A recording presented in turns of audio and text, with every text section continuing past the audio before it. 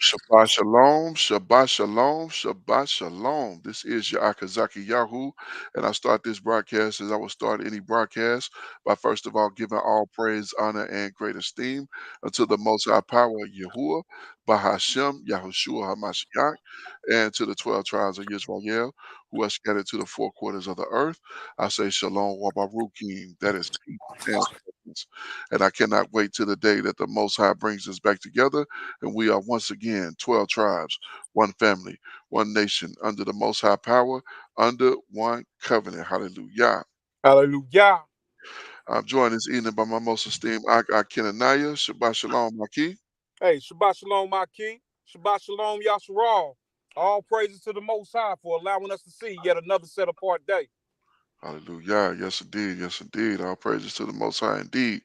Also joined by my very good my good buddy, longtime brother, Yaliel. Shabbat Shalom, Maki. Shabbat Shalom to the lost tribes, to the righteous ones, turning back to Yah, to Israel. Hallelujah. Hallelujah. All praises. Yes, indeed. So we are back in the book of Daniel. We started Daniel last night, read 1 through 5. We're going to finish it out in this read with 6 through 12. And let's go ahead and get straight to it. All right. So, chapter 6 here, Daniel serves Darius. Uh, yeah, serves Darius. Khan. Let me just take a quick look here. We're looking like 28 in this one. Let's get a quick little layout of the setup here. 28 and then 7, 8 we got 27. All these about the same. It's like 9, uh, 27. Yeah, they almost exactly the same. That's God. ironic. Then 10 is 21, and 11 is 30, 45, and then 12 is 13.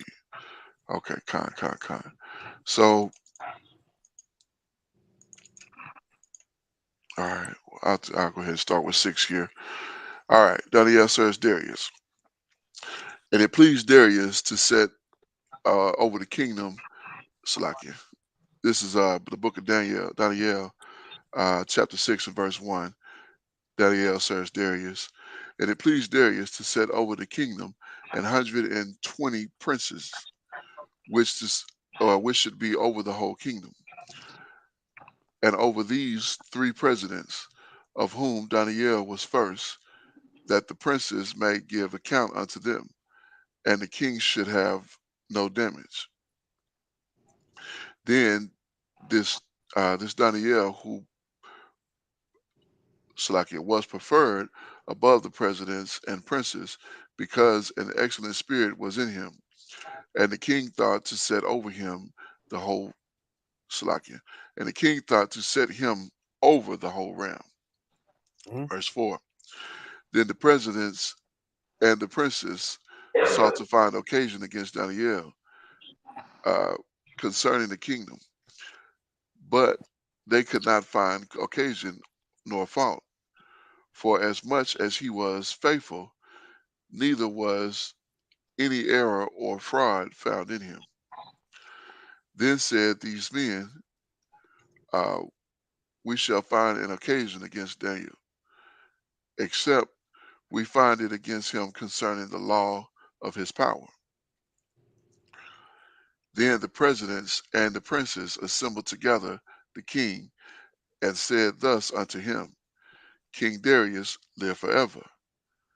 All the princes, Slakia, all the presidents of the kingdom, the governors, and the princes, the counselors, and the captains have consulted together to establish a royal statute, to have make Slakia, and to make a firm decree that whosoever should ask a petition of any power or man for 30 days, save of you, O king, he should be cast into the den of lions.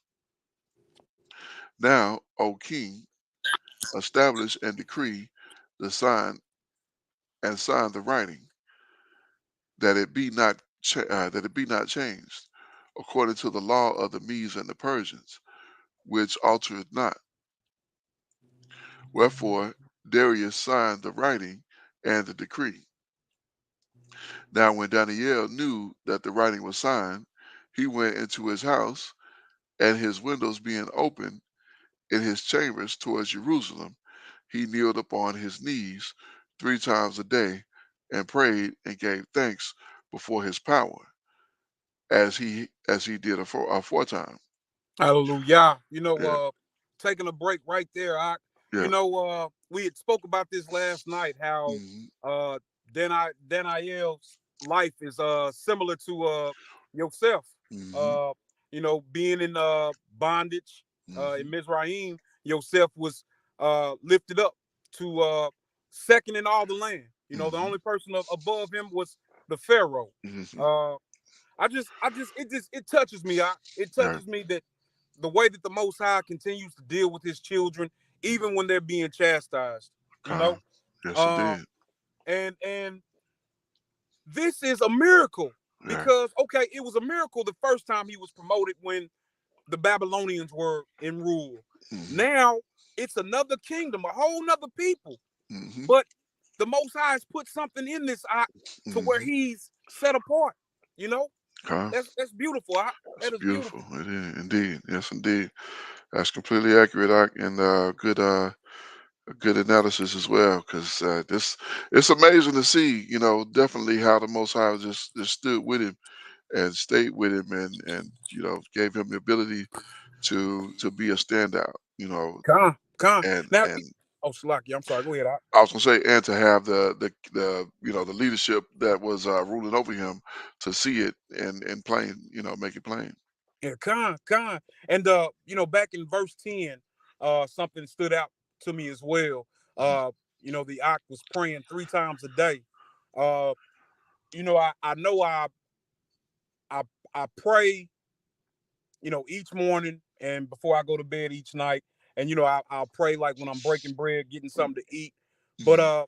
this is something that everybody, all of us who are a part of this diaspora of Mhm. Yasharal, Mhm. something we ought to pay to particular close attention to. You Con. know, he's praying 3 times a day. Uh, it's not commanded. You know what I Mm. mean? We don't see that that's commanded, but Right. this is a good practice Mhm. of what we should do. Um, Con. we read about the patriarchs. Dawid. You know what I mean? He sought the Most High like Mhm. before. He acted a lot of times. You know what Mhm. I mean? Now we know one time that he didn't, but Right. we ought to be just like this Dani'Ėl, man. Con. He's in captivity. We're in Yeah. captivity. You know. I'm Yeah. sorry. Go ahead, Doc. No, no, no, no, no. That was a great point. That was a great point. Yes, indeed. And it also said how he kneeled. He was in his chamber, and he kneeled down on his knees Mm-hmm. towards Jerusalem. Indeed. Towards Jerusalem. So, and he didn't do it in hiding. He didn't go in there and shut up everything, and like, don't look at me while I'm doing this. No, he opened this and like, look what I'm doing. All praises to Yahuwah, Yahweh, however you want to pronounce it. Uh, all praises to the Father of Shamaim, and I'm giving thanks and praise to His name. So, in case you wonder what I'm doing, that's what I'm doing. You got a Mm-hmm. problem with it? Deal with it, Mm-hmm. because He's my power, and I'm not worried about y'all. So, Come. uh, hallelujah. Hallelujah. Yes, indeed. Verse 11. Then these men assembled and found Daniel praying and making supplication before his power. Then they came near and spake before the king concerning the king's decree.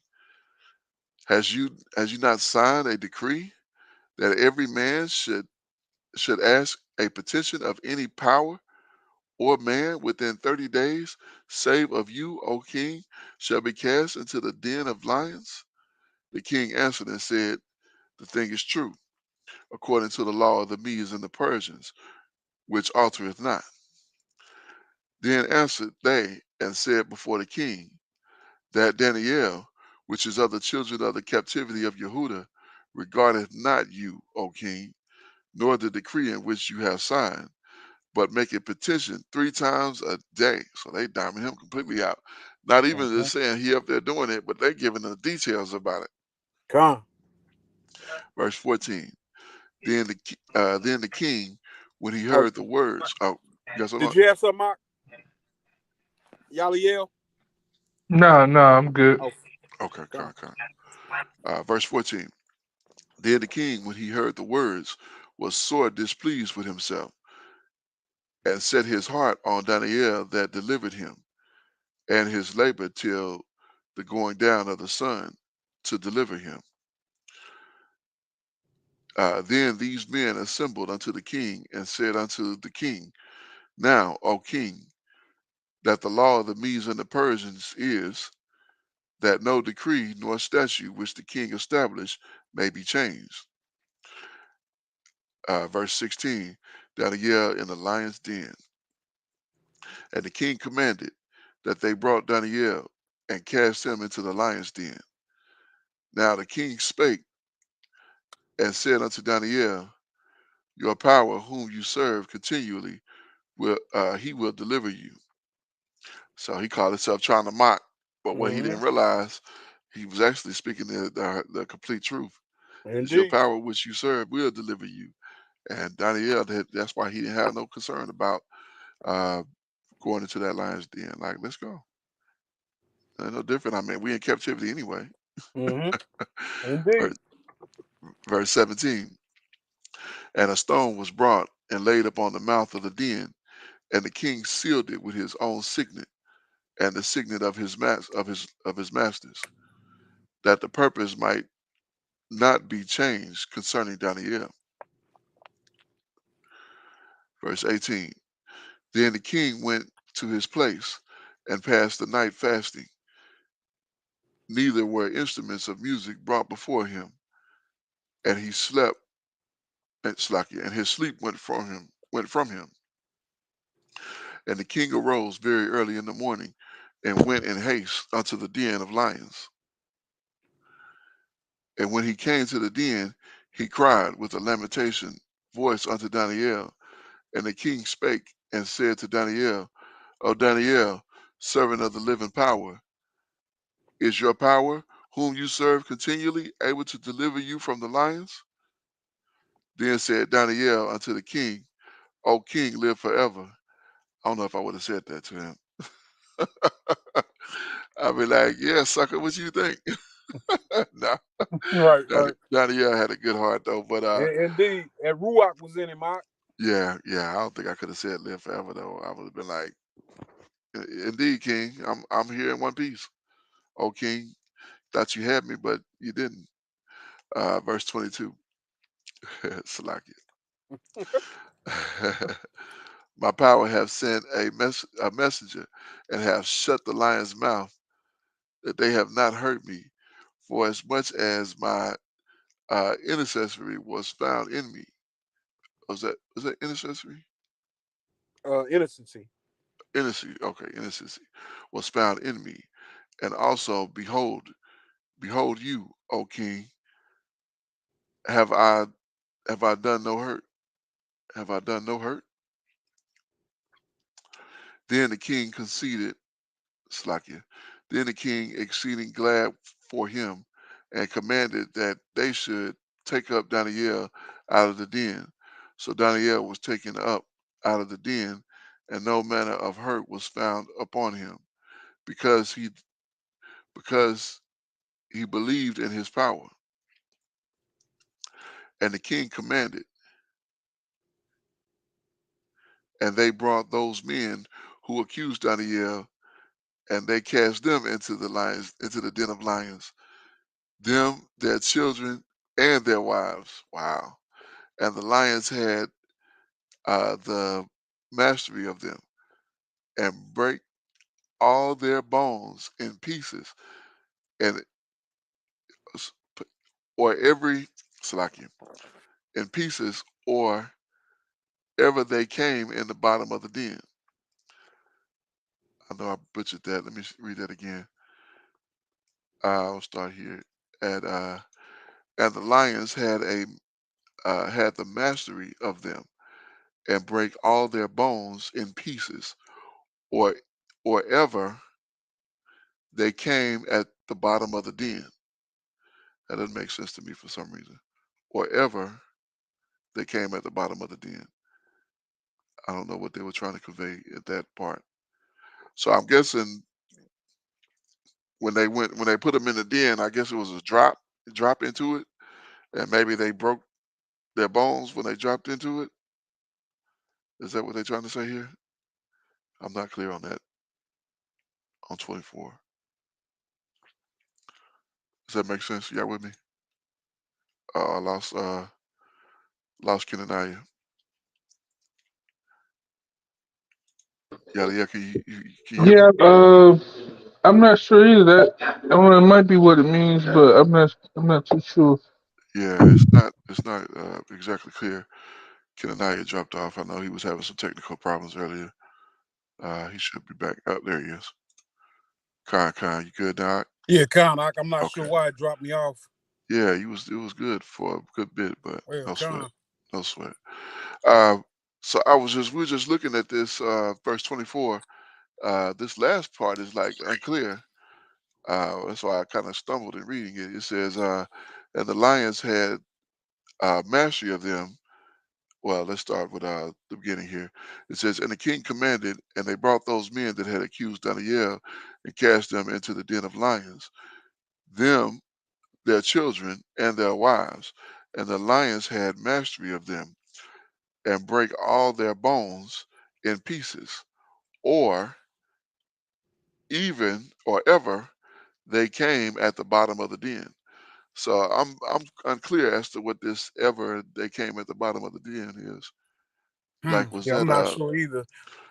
But yeah, like that's when I read that and the lions had the mastery of them, it's yeah, like it's like they were playing with them. You know what I mean? Like they were just having their way with them.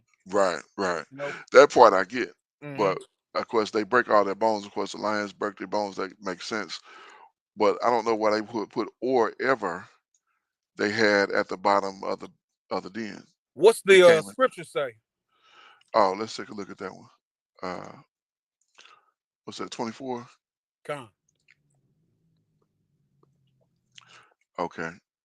It says, and the lion overpowered them and broke all of their bones in pieces before they reached Mm. the floor of the den. Okay, so that makes better Con. sense.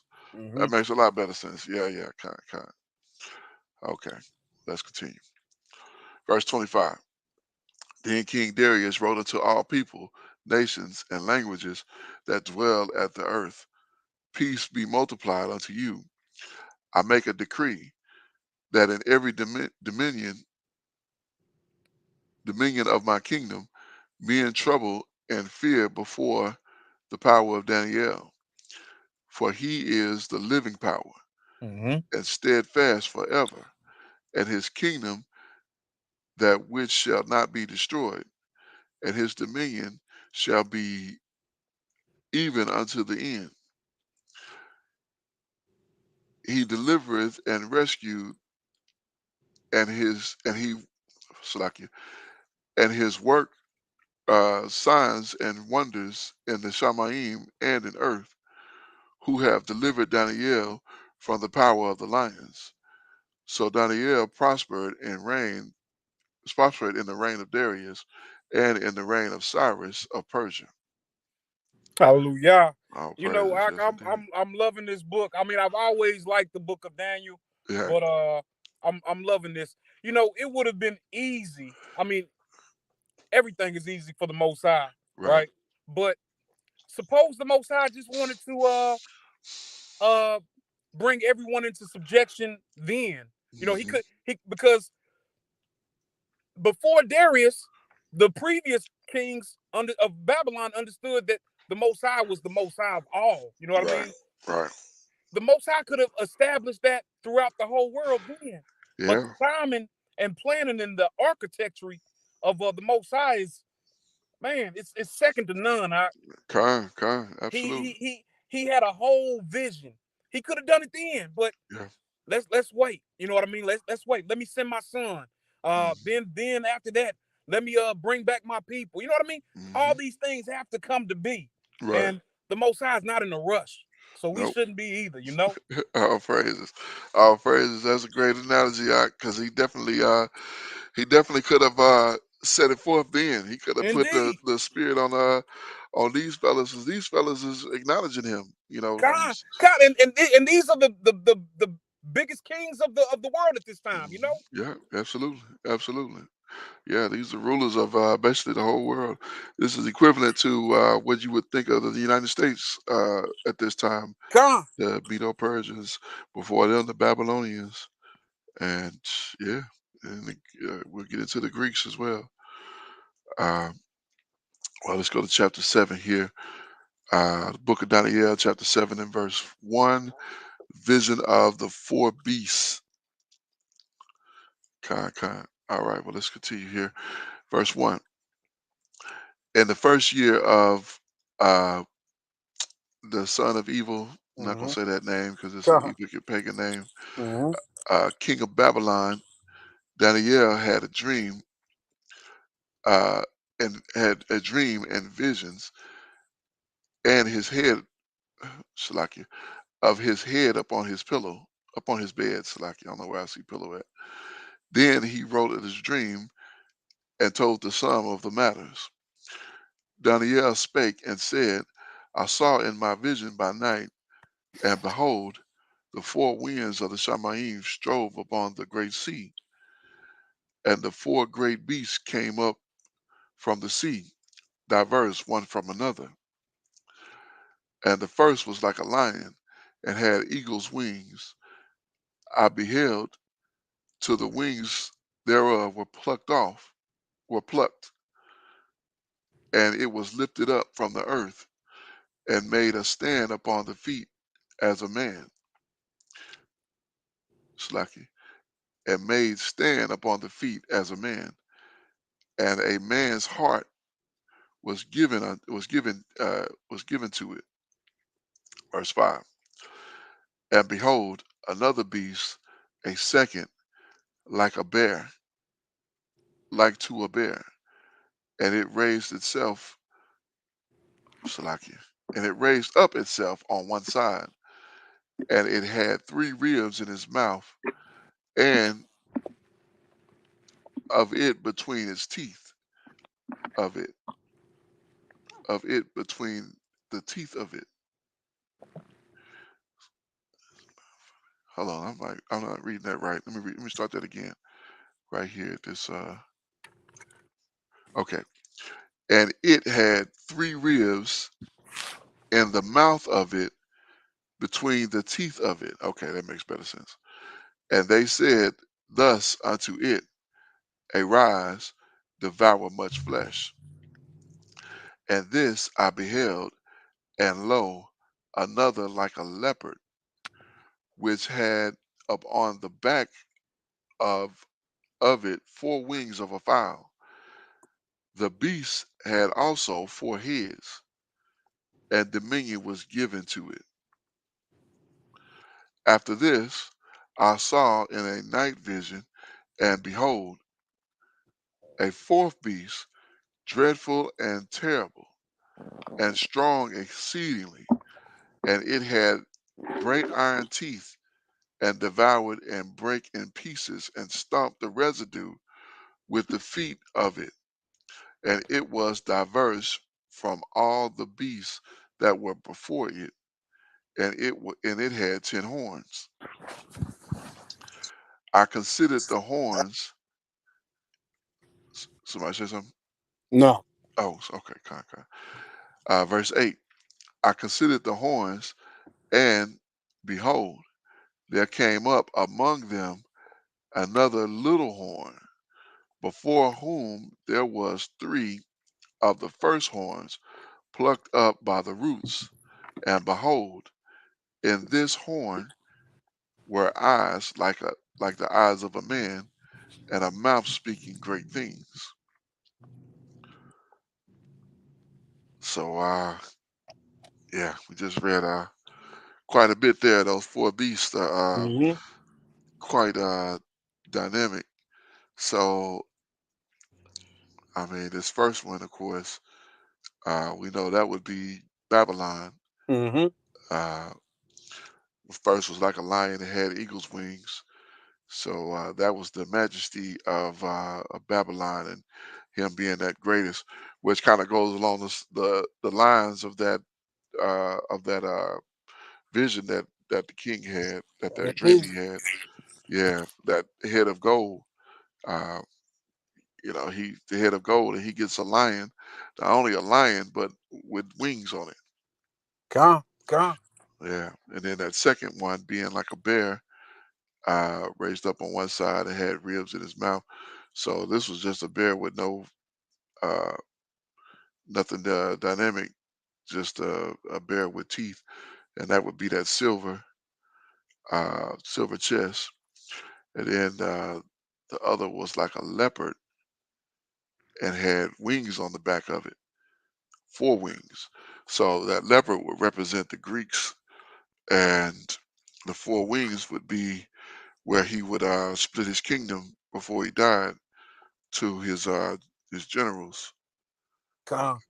Yeah. You know, let me ask you this: like, Uh, where do we get? Where does this come? Minor prophets and major prophets. Like, do we read that anywhere in the scripture, or is that something that men have come up with? I think I haven't seen it in the text. Mhm. It may very well be there that I just haven't come across it at the moment, and we may see it. But as I understand it, and I think it is something that men have come up with. But as I understand it, the minor prophets were prophets in like a smaller area. The major prophets their prophecies were more vast. They covered more ground. Okay, okay. And So the reason that I asked that, I mhm, uh because I'm remembering different things that I've read from different prophets, and mhm, a lot of them speak about future acts, right. which to me, like whenever I hear major, I'm thinking, okay, well, this is somebody who like his prophecies were more important than one of these minor, but that's Mhm, not really the case. mhm, And I guess I'm just blown away about how the Most High is dealing with Dani'Eel, and how mhm, he has dealt with his prophets, man, and these visions. right. If I was to see something like that in my dream, like Wow. I don't know if I would know to write it down. I don't know if I would even think about it as the Most High dealing with me. God, Uh, God. it's Well, something I'm just thinking about. I was telling Yaliel, and we done talked before. I was actually telling Yaliel about us talking before, and I was talking about how we should be writing down. We should be like daily journaling Con, because these things that we think of as not necessarily a big deal could mean a lot to generations, after us.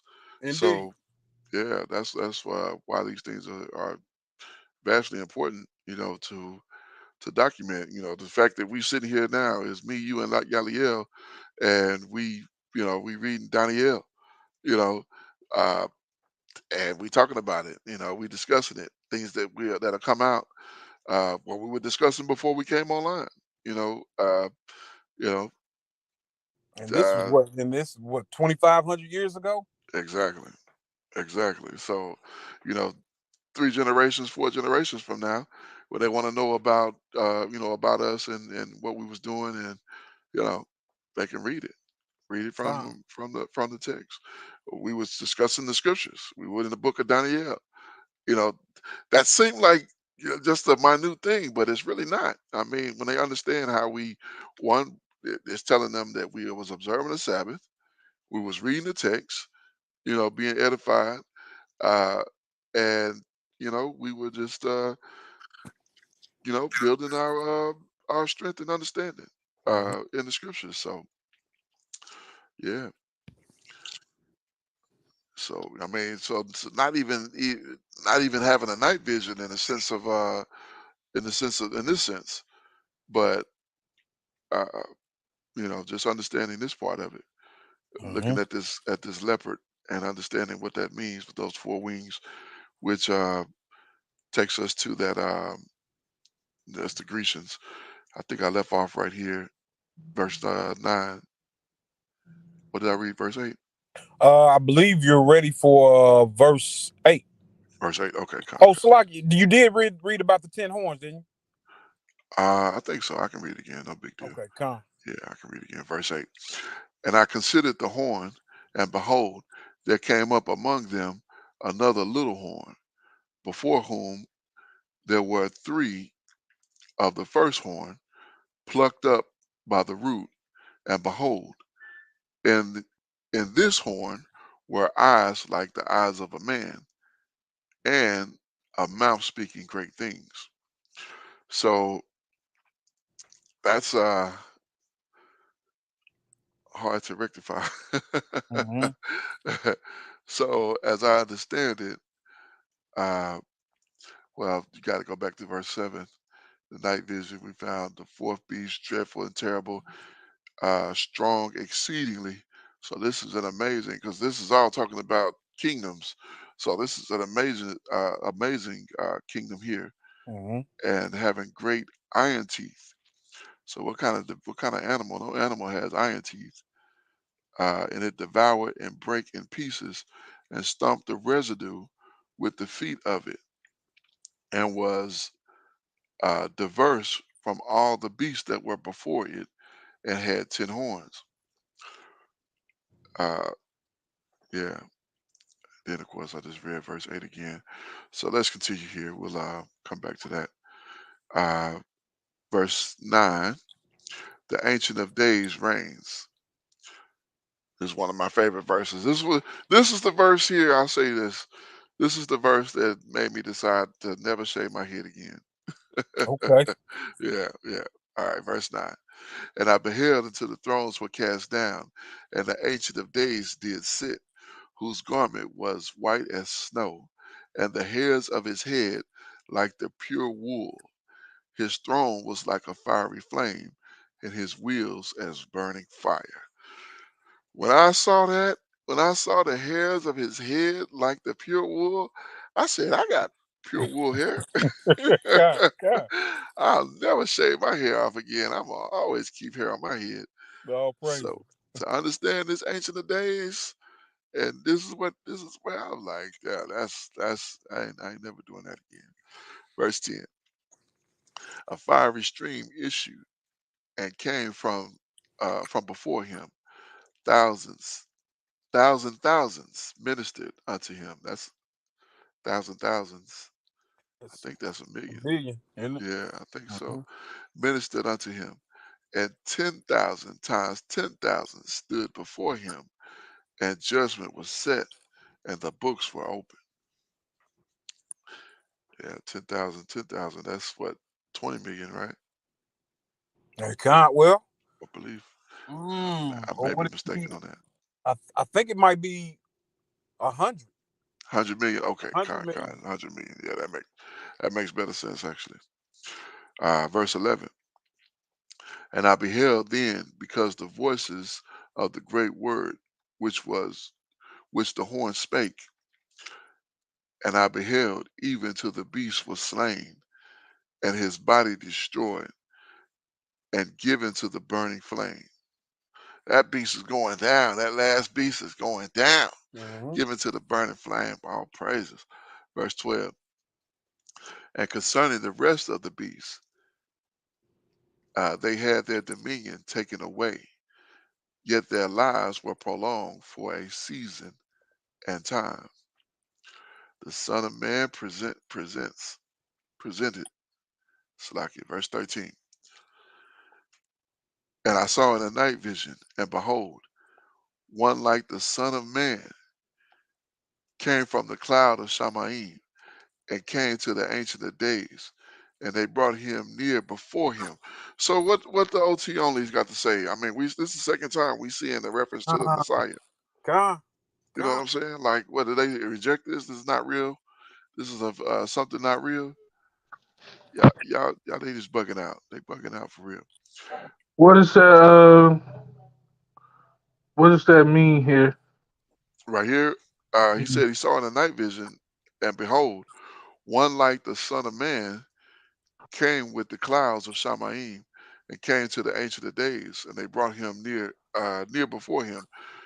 Uh, I mean, the Son of Man, it had to be like a human form. Uh, which we would take that to be. I mean, I would take that to be the Messiah. I know it doesn't say his name, but I mean, Daniel knew who it was. What do you think? I don't know. Clicking on it, looking at the At the Son of Man? Oh, you want to see it? Okay, my bad. yeah. I thought you meant like explain it. Let's see what that's 12:14 bar Hmm. son,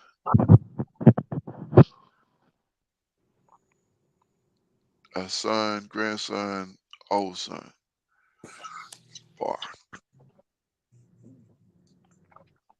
Uh, came with the clouds of Shamaim. Yeah, son of. Oh, you know what? I think this is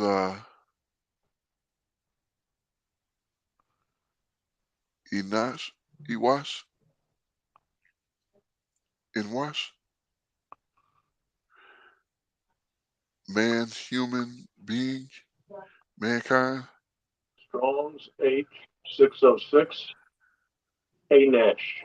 And notch. A Nash. Enosh. Okay, con. Enosh. Yeah, that's what I was thinking. But yeah, so I mean, it's not. I mean, who else would it be? It's not King David coming down. All right, Con. You know, You I know what I'm want to saying? say that I believe that they believe that that's an angel. I mean, but it's a human. It's in the form of like a man. And I mean, Con. that's why it's calling it the Son of Man. Uh, because he looked like a man. You know, he don't look like a. Um, did not Malakim come looking like men before? Con. Yes, yes, definitely. I'm not saying it's not the Messiah, but I'm not. It's Certain not of that. clear that it is the Messiah as well. Well, when we were reading yesterday, um, where were we at? Was that chapter two? Now, Con, it was when he was thrown when it was four of them thrown into the furnace. So it might be Con too. Yeah, yeah. We're in the verse when they were thrown in the fiery furnace, the three Hebrew boys, and they said the king said, "One like unto the Son of Man," or yeah, was it? They said the Son of Man, the Son of the Most High. He said the Son of the Most High. Uh, so he looked in there and he knew who it was. This was King Evil. with the evil name, yeah, Hmm. and the king of Babylon, and he so he recognized that. So I mean that I don't know. I couldn't say that it was somebody else, knowing what I understand. I know it's not definitive. It's certainly not like uh, un. Uh, you can certainly think that it could be somebody else or a different messenger or whatever the case. But uh, you know, I think that would be the Messiah, the same one that he said, sit you at my right hand until I make your enemies your footstool." Con. And Yeah. I guess the only difference between what we read last night and what we're reading now would be that uh this what we're reading now, I believe, is a vision versus Uh, what we read last night was something that was actually happening. You know what I right. mean? Right. Kind of. Yeah, because what we saw last night was them actually putting them in the furnace and then them coming out of it with Mhm. unharmed, Mm-hmm. and no even not even the smell of fire was on them. They Con. couldn't even smell like fire. So uh, yeah, and here we see, yeah, this is a vision that he's having. So You know what all else right, I find interesting? what's that? It seems like other cultures, like I'm thinking of like Chinese or Japanese. First thing that comes to mind, like they associate fire with uh like these demon like Elohims, right? Mm, But uh I mean according to to what we read, like what the Most High does, what our Elohim does. Like uh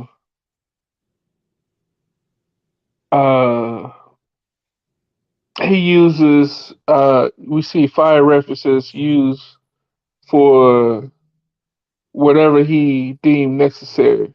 Hmm. And we see him associated with fire, with flame, Hmm.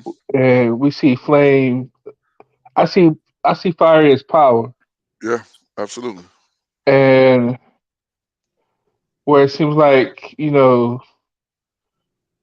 you see like these movies and stuff. You see like people burning up, like you see hell and different things, Hmm. and they all want to make you think that fire is like connected with a bad source or something demonic or something not good. But it seems like the ultimate good to me. Okay. Yeah, it's amazing because you really can't even explain it. I Right, mean, you really can't. It doesn't cast a shadow. right. You know what I'm saying? It produces heat. It consumes. I mean, it's miraculous. It's really like It's raw power. It's at right. its purest form. Absolutely, absolutely. And according to what we see in Psalms, he covers himself. He's cloaked in it. And even when you deal with when in Revelation chapter 12 verse 1, it talked about those people, which it says a woman. Of course, the woman represents the people uh, being clothed with the sun. And Hmm. I believe even at the beginning that Adam was clothed with the sun. Hmm. Uh, and that was where the discrepancy came in, because even though he covered themselves with aprons, they still knew, they still was like, oh, we naked, because that fire was gone. That what was covering them was gone. So that's my understanding of that uh, from that aspect. So So you think that's like the glow that Bruce Leroy had? it's, it's close. What's that? Look, the Fantastic Four. Is it the Fantastic Four? Yeah, they had a flame on. Yeah. Well, that cat was like, Yeah. check this out. Picture this, but all over. Yep. Right, right. That's what I'm thinking. But not with that cat though, but with our people, I believe we're gonna get that back, and that's what it's gonna be at the end. Because remember what I believe in Thessalonians, Shaul writes, we don't know what do you say? I'm paraphrasing. I'm not getting it exactly correct. Uh, He said, we don't know what it's gonna be, but we know that when he appears, we shall be like him. And I believe that's what's going to happen when we're going to see when that sky crack and Hamashiach show up. We're going to start, we're going to see if we hear or whoever the people are or whoever the children of Israel are that are the righteous. Uh, they're going to get that flame and all of a sudden, it's like it'll be like we're going to everything's going to be downloaded into us. So I say download it for the sake of understanding, but the information is going to come into us, and we'll begin to do His will. If that means destroy the wicked, then that's what we're going to do. So, uh, yes, indeed. All right, verse 15, the vision interpreted. Uh, Book of Daniel, chapter 7, and verse 15. Uh, I, Daniel, grieved in my ruach in the midst of my body, and the vision of my head troubled me. I came near unto one of them and stood by and asked him the truth of all this. So he told me and made me know the interpretation of the things. These great beasts, which are four kings, which shall rise out of the earth. But the saints of the Most High shall take the kingdom and hallelujah. possess the kingdom forever, even forever and ever. Hallelujah. Hallelujah. I'm waiting for that day. Wait for that day. Verse 19. Then I would know the truth of the fourth beast, which was diverse from all the others, exceeding dreadful, whose teeth were like iron, and nails of brass, which devoured, brake in pieces, and stomped the residue with his feet. And the 10 horns that were in his head, and of which, Slakia, and of the other which came up, and before whom three fell, of the horn that had eyes, and a mouth that spake very great things, whose look was stout from his fellows. I beheld, and the same horn made war with the saints, and prevailed against them. Not looking forward to that. But hey, if we got to get to that, then that's what we got to get to the end. Verse 22. Till the Ancient of Days came, and judgment was given to the saints of the Most High. And the time came that the saints possessed the kingdom. Thus he said, the fourth beast shall be set forth, Slakia. The fourth beast shall be the fourth kingdom upon the earth, which shall be diverse from all the kingdoms, and shall devour the whole earth, and shall tread it down and break it in pieces. And the 10 horns out of the kingdom are 10 kings that shall arise, and another shall arise after them, and he shall be diverse from the first, and he shall subdue 3 kings. And he shall speak great words against the Most High, and shall wear out the saints of the Most High, and think to change times and laws, and shall be given unto his Slakia, and they shall be given unto his hand until the time and times and the dividing of times. But the judgment shall sit, and they shall take away his dominion, and consume and destroy it unto the end. And So, the king, oh, go ahead. they decided on daylight savings time that come this come next year's spring, they're not gonna Con. They Yeah, they're they're gonna take not discontinued away. it. gonna roll Yeah. back time anymore. Yeah. Con. Yeah, yeah. I've heard that. I heard that. So in 2025, we're not gonna do it anymore. I thought it was starting this year, is what I'd heard. I thought it was 2024. Oh, 24. Okay, yeah, I could be wrong, but I definitely heard about that. Yeah, Um, it seems like, how could anybody ever argue against these scriptures, man? right. Con. Yeah, change times. Yeah, we think that is. Like naturally, it's supposed to get dark around like 6, 7 o'clock.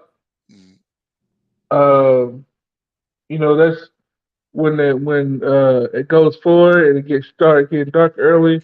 That's Hmm. going back to how things were naturally. They changed it to where the daytime gets more sunlight mm, for when they started implementing the time zone, the savings time for like the farmers and stuff like that, so they can yeah, have longer work days and different things. They go trade and whatever. right. But realistically, it's supposed to get dark earlier, not dark later.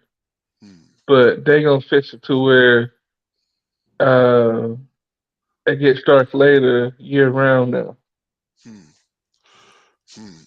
So are they gonna stop it at the roll back or the spring forward? Fall back or the spring forward is what I'm trying to say. I Uh, the spring forward is where it gets where it stays light out earlier, right? Yeah, Stays light out later, right? Con. right.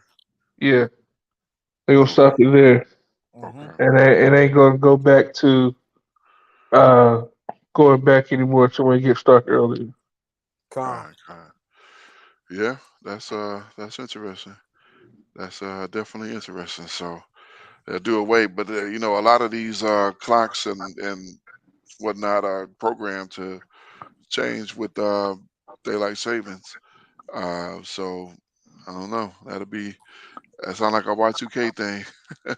God. Yeah, Okay. uh, Right. yeah, yeah. All right. Let me see. Dominion and Great. I read 27, right? Con, we're Okay, ready for that's 28. 28. Uh, Hitherto is the end of the matter. As for me, Danielle, my what is that? Cogitation. I'm not sure what it means though. We'll have to look that up. Cogitation much troubled me, and my countenance changed in me. But I kept the matter in my heart. Cogitation. Let's take a look at what that word means. I'm gonna copy. I'm gonna put that in Google. But for that, we're gonna look right here, Rayon. right on thoughts. Okay, so it's thought. Mm. Uh, kind of changed. Like, let's take a look at what that comes to. The action of thinking deep about something, Mhm. contemplating. Okay, so yeah, his thought. That's kind of a simple way of saying it, but deeper. Kind. Oh, let me go back. Salakia. So this last little bit here, he talked about and I don't want to get deep into this, but if you're familiar with one of the elders, TCS from Chosen Seed, Brother Quab, uh, he have been a good instrumental and very instrumental in helping me understand what this vision was about and what these nations and these kingdoms were. Uh, I don't want to just go back over his entire class, but this fourth beast being the last beast, being the last kingdom. A lot of people think it's America. Some people may still do, and that's all good. But from what we've read, uh, when we were in chapter two, if I remember correctly, I may be mistaken. It talked about all of those kingdoms being destroyed one with another. So not one after another, but with another, because those people are going to have the same setup and the same mind. It talked about the 10 horns and what those 10 horns represent. Those 10 kings. We see that in Revelation. When you get into Revelation again, not trying to make this a prophetic uh, class or a prophetic study, but just trying to get a little bit better understanding. But as we go further, we'll definitely get deeper into this. But on the surface level, if you understand just basically what we're reading, the 10 horns are these are kingdoms and 10 kings which shall arise. So that is to come, not came, but to come. Mhm. Uh, not here yet. So we'll kind of leave it there and continue, so we can get through this here. Who want to start 8 and 9? Con, I can take it. Okay, go ahead. This is the book of Daniel, chapter 8. Vision of the ram and goat. Verse 1. In the third year of the reign of King Evil, a vision appeared unto me, even unto me, Daniel, after that which appeared unto me at the first. So he's recalling a dream that he's had many years ago. Right, right, because we're well beyond that at this point. But yeah, he's I guess he's talking about from before. Mm-hmm. So we're not even dealing with the Medo-Persians in this situation. He's really just bringing us up to speed as to what he's been dealing with. So All which is praises, but that's indeed it's crazy because, well, not crazy, but it's funny because you were just talking about how we ought to be writing down hmm what we see and the visions that we're given. right. It's almost like Daniel was thinking the same thing. Right. Con. Like, remember, Con. I remembered this. Let me write this down. And it's not for me, but Right. for the future. Exactly. Exactly. Yeah. Yeah. I mean, and I'm sure it's therapeutic as well to get that down, and then you go back and look over it, like, oh yeah, I remember when I was thinking about that, or I was experiencing that, or whatever the case, and so it kind of help. I think that'll help keep our minds sharp as well as we get Hmm. older.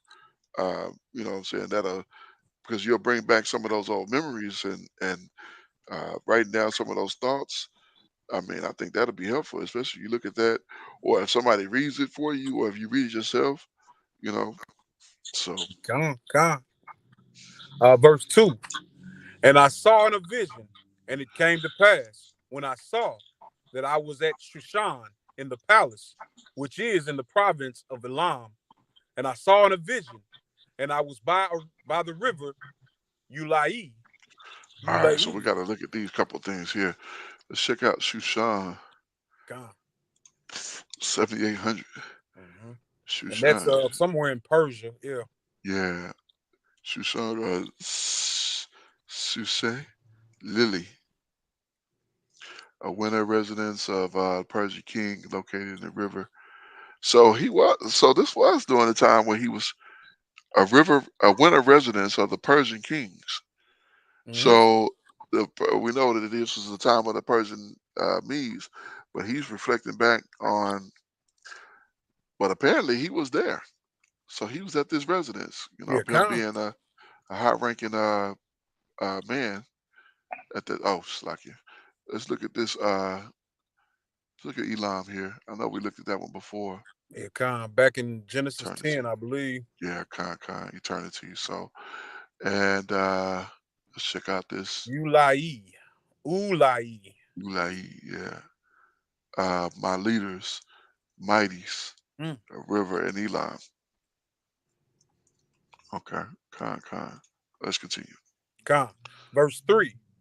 Then I lifted up mine eyes, and I saw, and behold, there stood before the river a ram which had two horns, and the two horns were high, but one was higher than the other, and the higher came up last. I saw the ram pushing westward and northward and southward, so that no beast might stand before him, neither was there any that could deliver out of his hand. But he did according to his will and became great. And I was considering, behold, and a he goat came from the west on the face of the whole earth, and touched not the ground. And the goat had a notable horn between his eyes. And he came to the ram that had two horns, which I had seen standing before the river, and ran into him in a fury of his power. And I saw him come close into the ram, and he was moved with choler against him, and smote the ram, and brake his two horns. And there was no power in the ram to stand before him. But he cast him down to the ground, and stamped upon him, and there was none that could deliver the ram out of his hand. Therefore the goat waxed very great, and when he was strong, the great horn was broken, and for it came up four notable ones toward the four winds of the Shemaim. Mm-hmm. Verse 9, or Slakia, the little horn, verse 9. And one of them, Slakia, and out of one of them came forth a little horn, which waxed exceeding great toward the south and toward the east, toward the pleasant land. And it waxed great, even the host of Shemaim. And it cast down some of the host and of the stars to the ground and stamped upon them. Okay. Stopping right here. Uh, Um, so I wasn't sure exactly because we had just talked about before in the previous chapter that these are things to come or kingdoms to come. This is speaking about, okay, so it cast down the stars. Is that talking about Yasharal? Y'all think? yes, it have to be. It wouldn't be the yes, indeed. Because initially you would think when it talked about the host of Shamaim, you would think uh, like the stars would be the Malkim, Mm-hmm. but there's no way that a nation would defeat Malkim. Gone. That's not reasonable. So who would be next the host of Shamaim, who is responsible for the services of the Most High. Mm-hmm.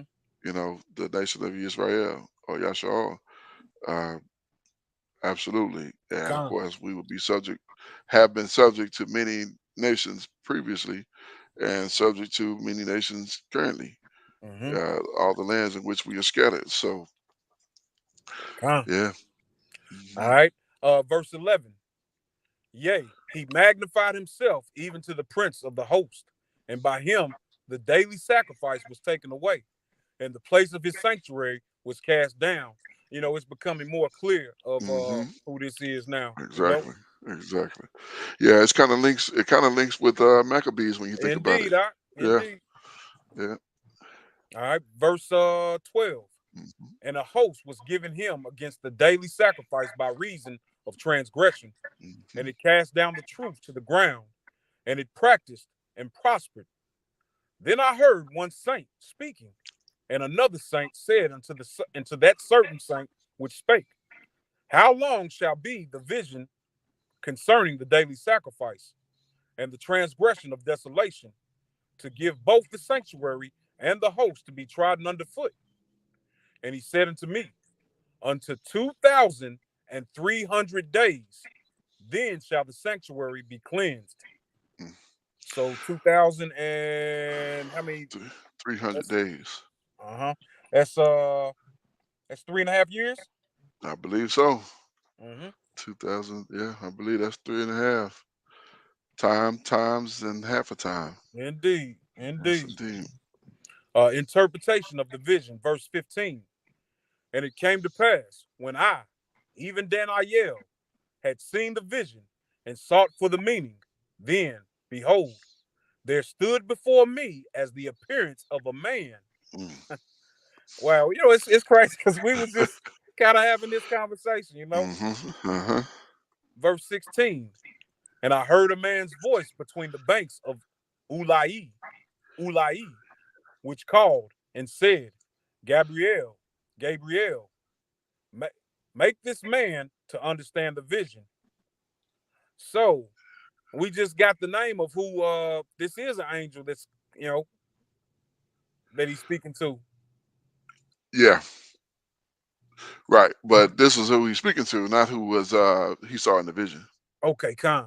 Yeah. Yeah. All right, verse 17. So he came near where I stood, and when he came, I was afraid and fell upon my face. But he said unto me, understand, O son of man, for at the time of the end shall be the vision.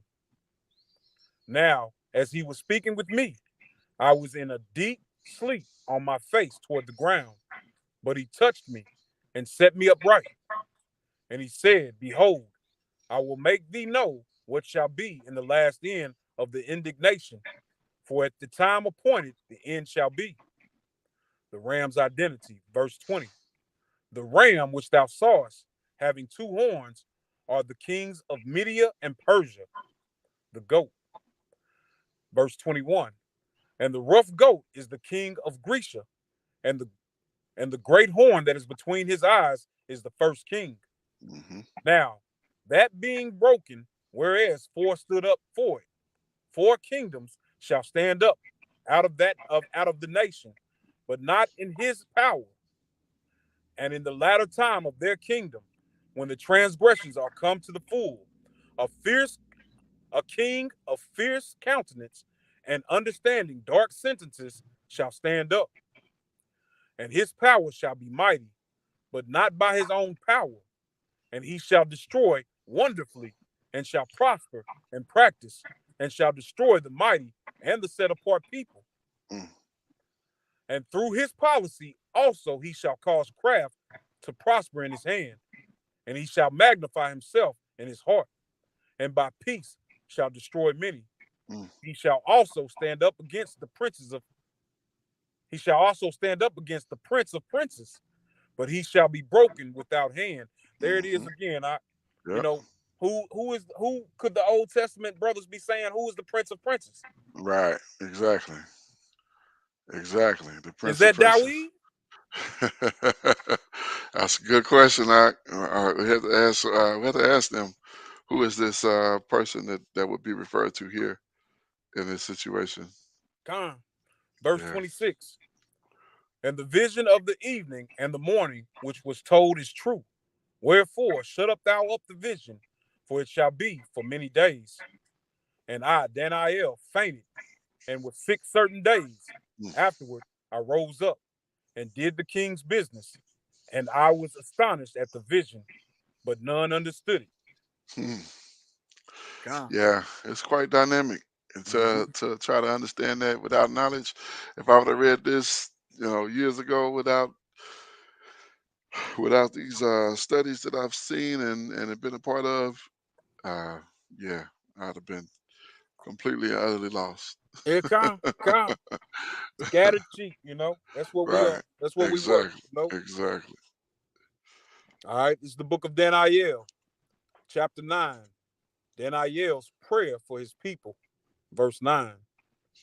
In the first year of Darius, the son of Ahasuerus, of the seed of the Medes, which was made king over the realm of the Chaldeans.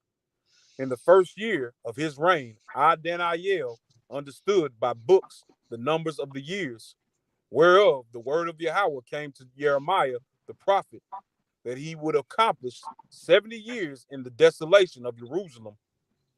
And I set my face unto Yahweh power, to seek by prayer and supplications with fasting and sackcloth and ashes.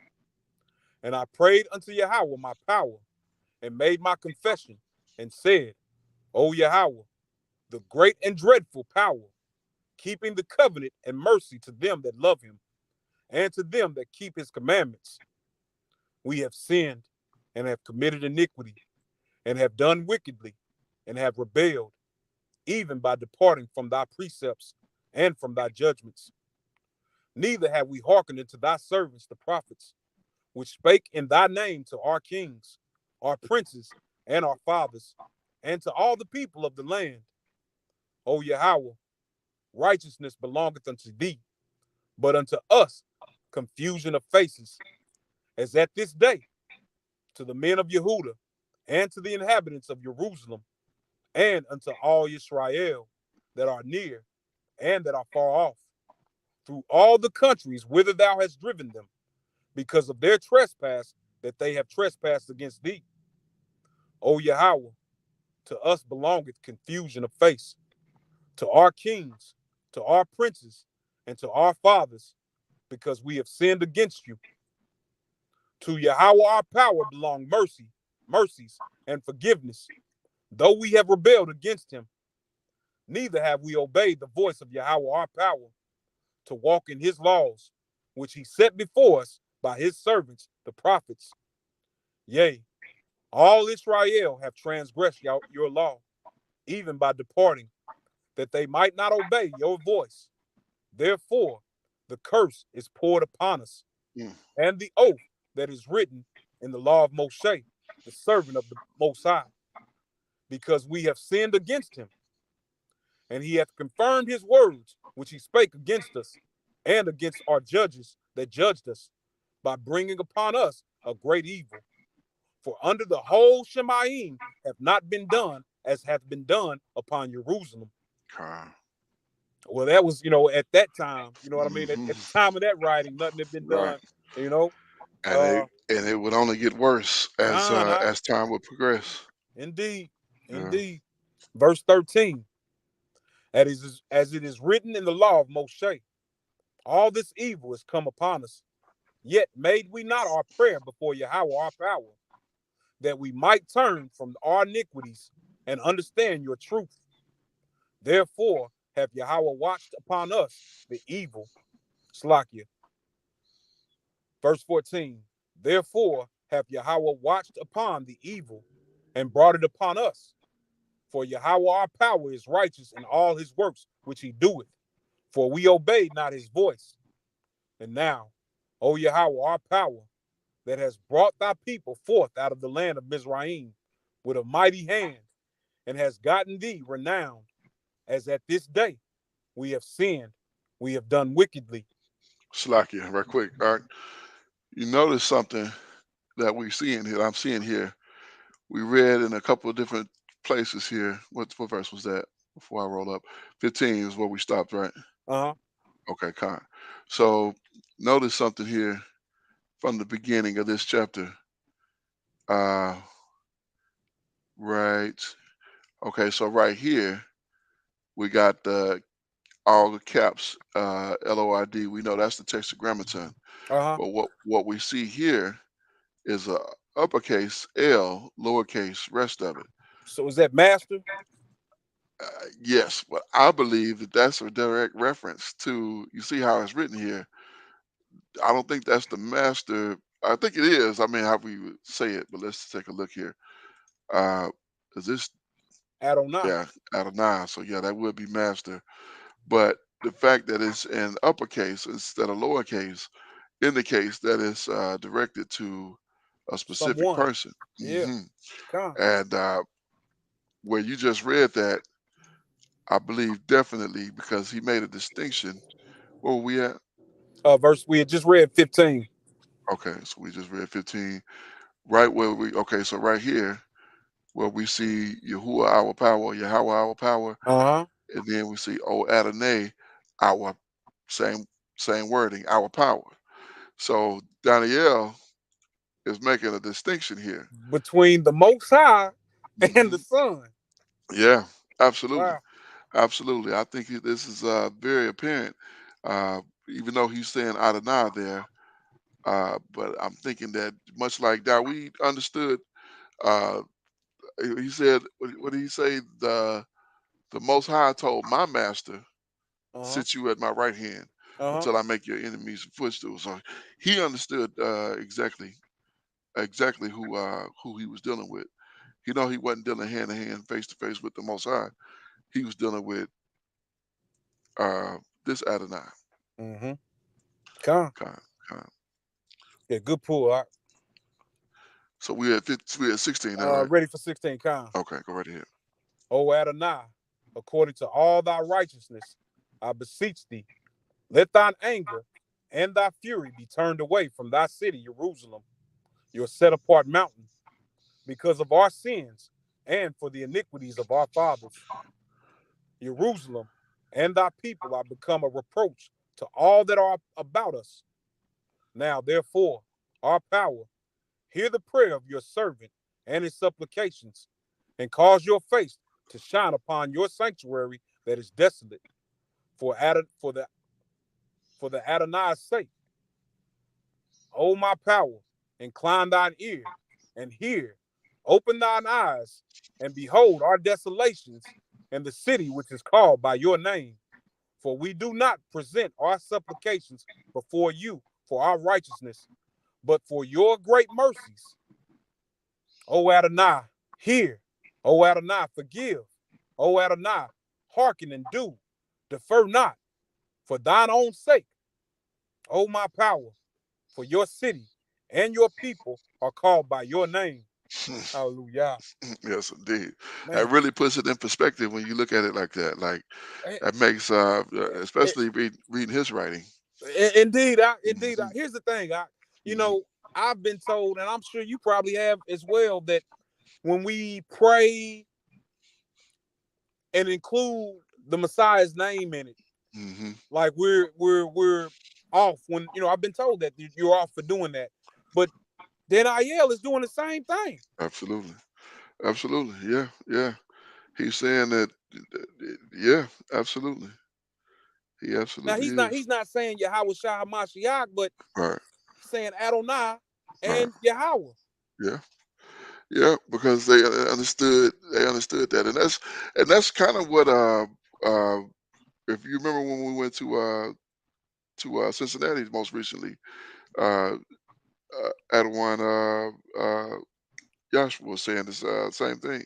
Mm-hmm. Uh, basically, or I'm trying to remember exactly what he was saying, but he was talking about that. I remember him mentioning that uh, as he likes to use the Yohei Wahei as a family name, Mm-hmm. and I think it was more along the lines of the Yah being more of a family type of name because that's where you see in that's where you see it.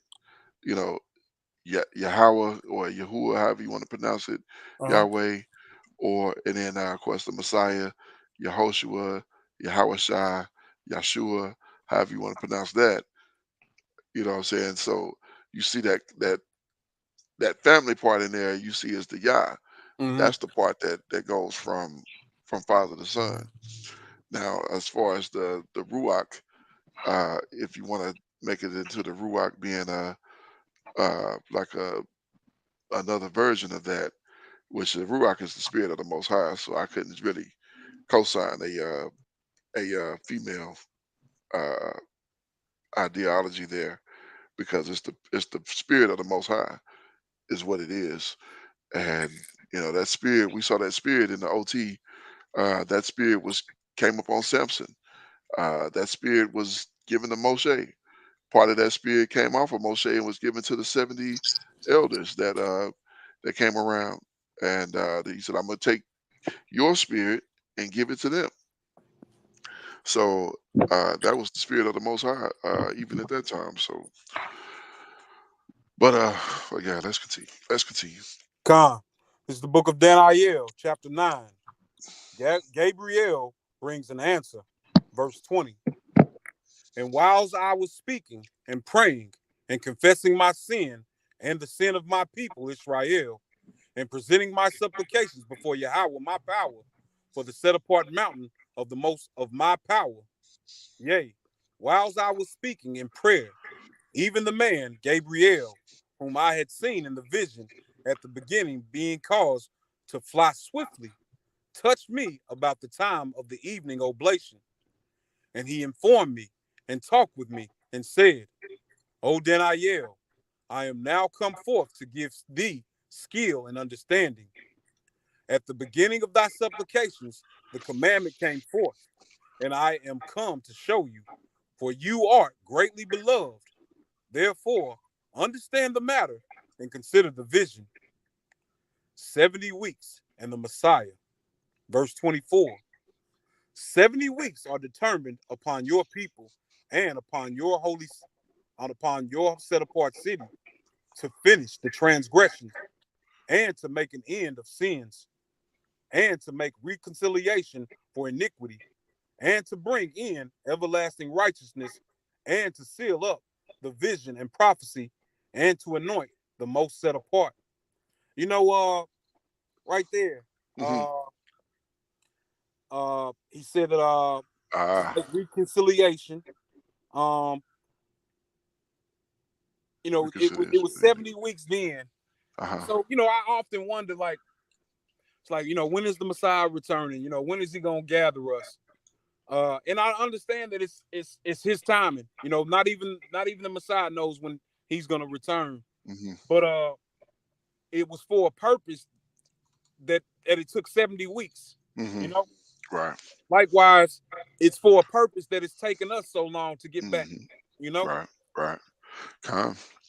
Yeah. Yeah. It's all in the Most High's time, and however He sees fit, however He has it designed. That's especially what it's going to run. So that's why He said, I don't know the messengers of Shamaim don't know. God. It's up to the Most High. He didn't even tell me that, so He's keeping that for Himself. Mm-hmm. All right. Verse 25.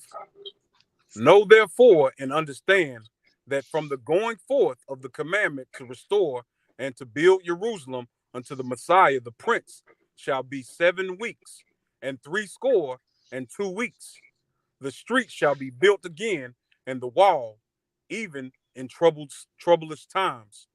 So, you know, this Messiah, like, but I know that what they say is that there's been several Messiahs, Hmm. but I know that this is talking about a Mashiach, All right. Yahweh Shah. Con. But I guess that they would say that it. Who would they say that this was talking about? That's a good question. I'm not 100%. Uh, I mean, even 26. When you look at 26 here, uh, I don't know who 2 weeks after 3 score and 2 weeks shall Messiah be cut off. but not from him, not for himself Oh, you and know the what? people of the princes. So They say that I know. They say that that's Israel. Messiah. Yeah, they say that the cutting off, he was Okay. cut off. They say that that's us being cut down by the Romans. Oh, okay. Well, Yeah. okay. Uh, uh, I guess. I mean, I guess you could come to that somehow, but I'm not. No, I'm not. I'm not certain on that. I mean, I Uh, feel like if they was talking about Yasharal, it would have been plural. You know what I mean? It would have been many messiahs. You know what I mean? Or yeah, but Mashiach, anointed one, the Messiah, Yeah, Messianic I've Prince, heard that before. High But Priest of it's not uncommon to see a group of people mentioned as like a singular entity. Israel. Yeah. Mm, It's not uncommon, I should say. okay. But I don't know. yeah, I would have to. I know a cat. Well, I don't know him, but there's a cat on Clubhouse named Michael. He's OT only. Uh, I wouldn't mind, but he's hard to deal with. But if we brought him on here, if I could get a hold of him, which I'm probably sure I could. But if we brought him on here to talk, he would, whew, he would, uh, he would irritate you Right. Right. pretty quick because he not only is he OT only, but he loves to mock and he loves to say he say things like you're worshiping the Son of Mary. Where does it tell you to worship the Son of Mary? And things like that. And so, yeah, he's an antagonist. He just can't. It's not enough that he just, put his point of view, but he likes to mock, and he even mocks. It's crazy. He's asked in Clubhouse. He's asked, uh, "Are you with Yahweh or are you with the Most High Yah? Which one?" Like they the same. How you Wow. trying to split the Most High against the Most High? A kingdom divided against itself shall not stand. Of course, he don't deal with that because he don't deal with the New Testament. So, uh, yeah, but Mm. it's crazy. I don't know. I probably will deal with it. Truthfully, uh, There's some OT people out there who are more reasonable though. okay, Uh, uh, uh, I do know those type. I believe I know who you're talking about, Michael. Yeah, yeah, the I've old seen school him on cat. there. Yeah, yeah, yeah. But I don't know. It would be interesting to see, like, What their perspective is, yeah, like especially while we in the Old Testament. You know what I right? mean? Yeah, kind. Yeah, I mean, if we can get, if you find somebody reasonable, get a contact for them. If we can find them on Facebook or whatever, we can shoot them the link and they can come on and we can talk. We can talk about it. Because I done seen. I don't know. Y'all probably both know Zion Lex. He was Okay, uh Con. he was strictly Old Testament for the longest, and I know in recent years he's come up off that a little bit in certain aspects and saying that I know he doing a breakdown of the suffering servant where it talks about in Isaiah, and he gave a breakdown perspective that could go both ways, whether it's talking about Yehoshua or whether it's talking about Israel. Hmm. And he was like, he's not sure which one it is, but he can see both perspectives. Hmm. Mm. Hmm. Interesting.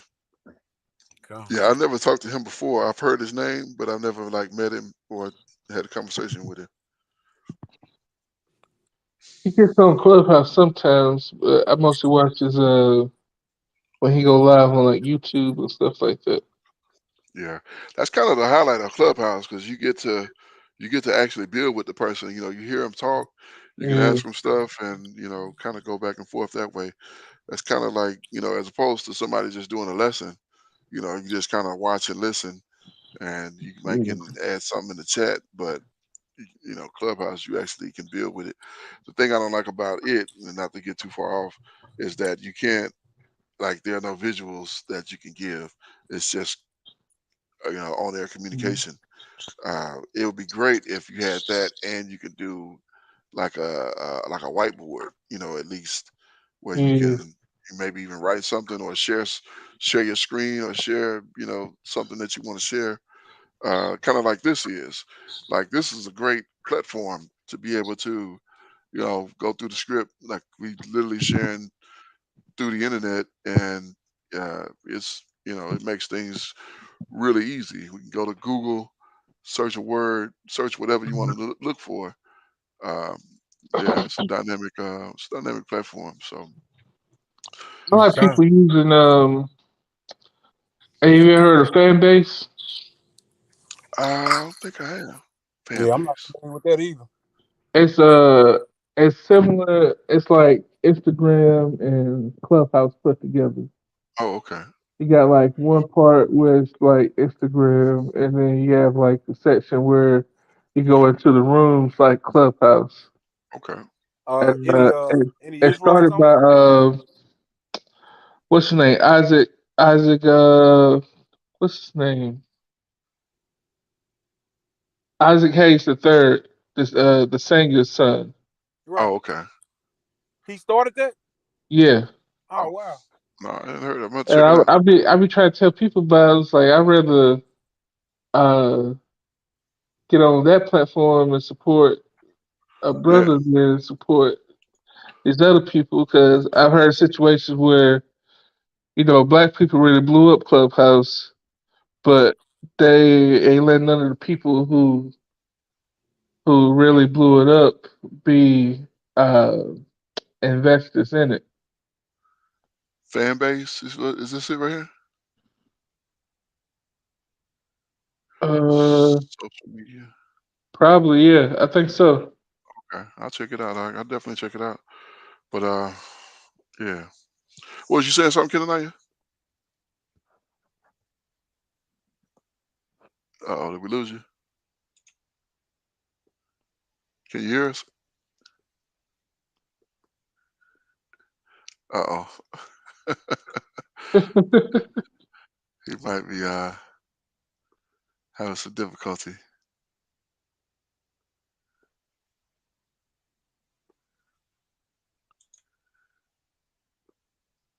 My favorite scrolls. I got the Coty Sherry says her favorite scrolls. Certainly appreciate peeking in on us and what we going through here. I Octon went silent on us. We'll go ahead and finish this out. So Yada, you can pick up 10. Well, wait a minute. It's one extra, ain't it? Yeah. I was thinking 246. Okay, so it's one extra. So no sweat. Um, Kenanaya, you still we lost you, Ock? We lost the Ock. He'll be back. Did we finish what we stop? What we I stop at? think we stopped at 27, or yeah, no, we stopped at 26 actually. Yeah, I'll go ahead and finish 26, and we move on to chapter 10. It says, and after three, this is the book of Daniel, chapter 9, and verse 26.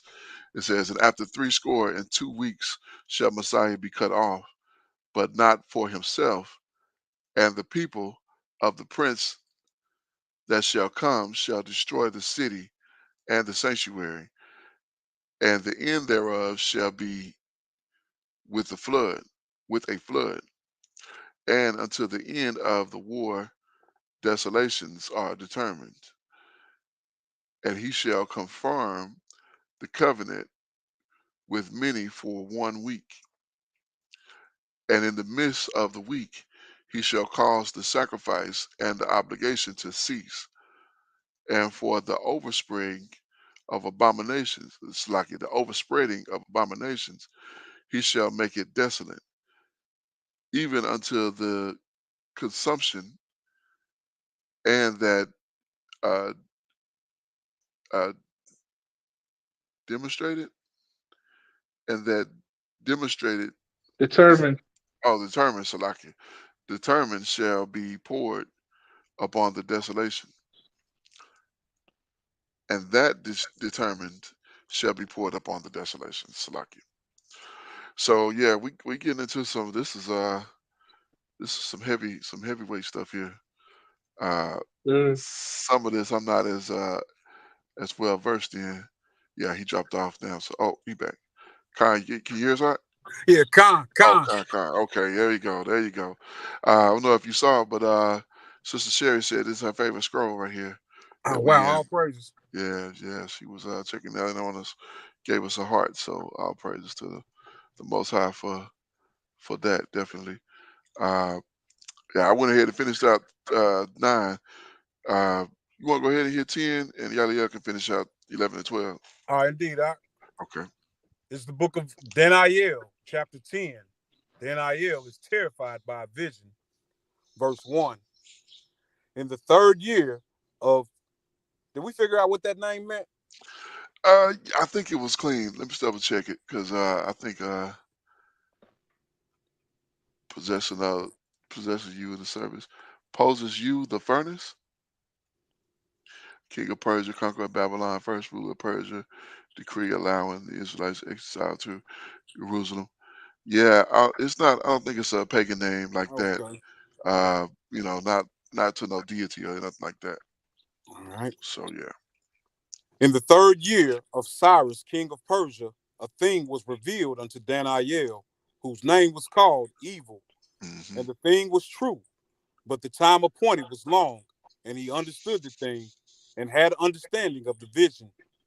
In those days, I, Dani'Eel, was mourning 3 full weeks. Mm, I ate no pleasant bread, neither came flesh nor wine in my mouth, neither did I anoint myself at all, till 3 whole weeks were fulfilled.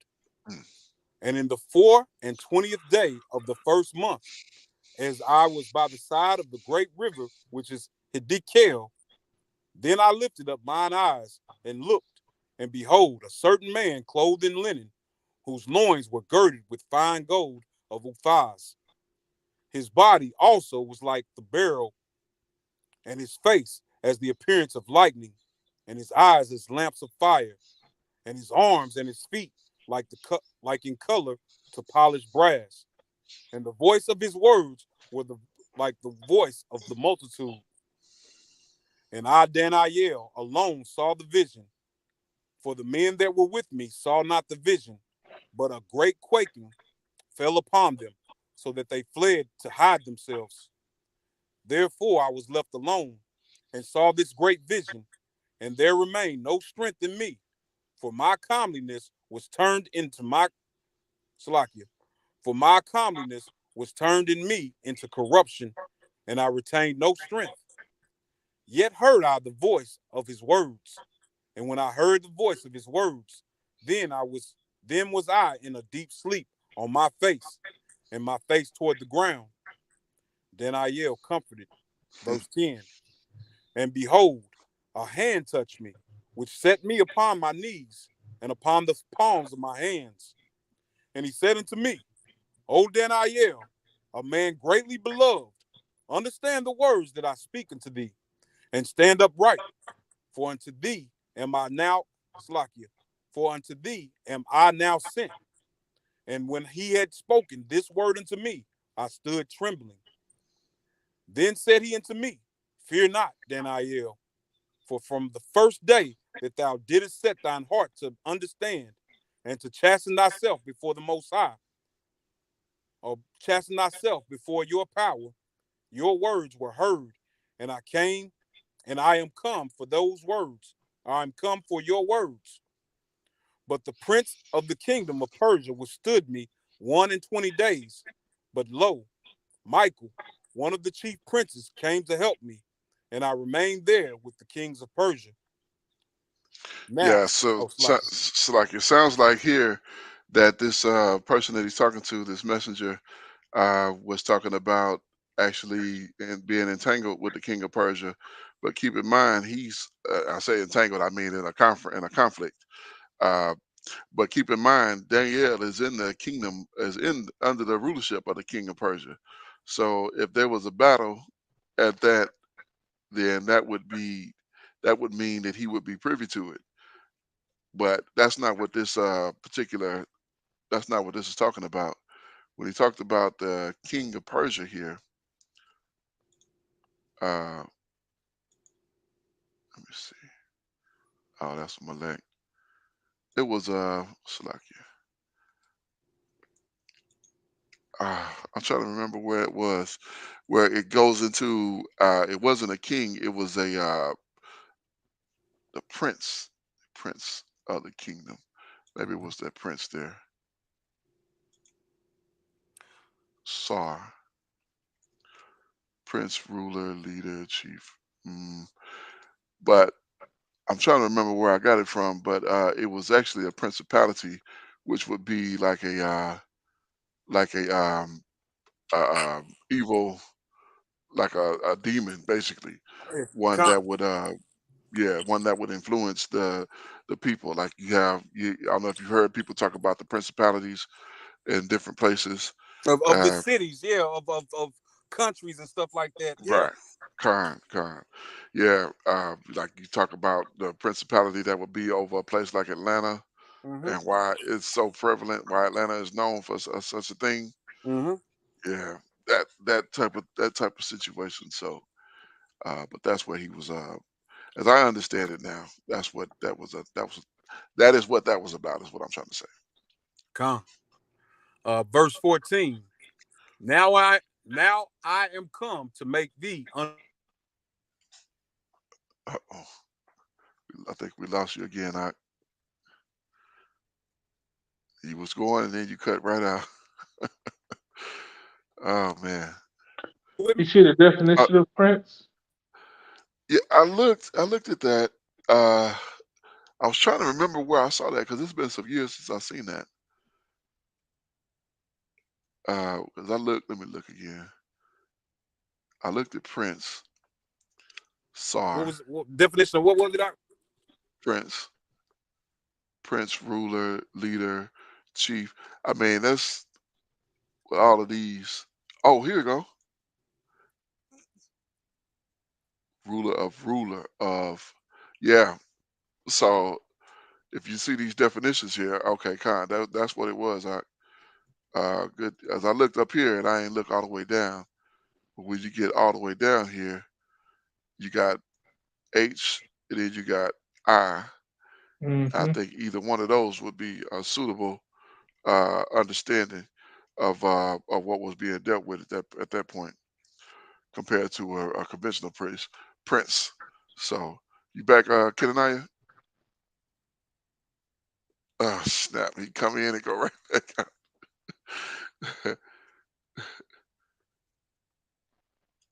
Okay, he'll be back either way. He'll be back. So, kind, no sweat. Yeah. So yeah, he had to deal with that. I think we left off at 14 right there, and no sweat. Yeah, I'll pick up from where he So left I off. think looking at verse 13, it says, "The prince of the kingdom of Persia withstood me 120 days, but lo, Michael, one of the chief princes, Mm-hmm. came to help me, and I remained there with the kings of Persia." Right. So we see Michael, it says one of the chief princes. Yeah, that's the same Yeah. word right here. 8269, Right. 8269. So, So if you think about a messenger of the Most High Yah coming against a messenger of whoever is over Persia. right. Yeah, definitely.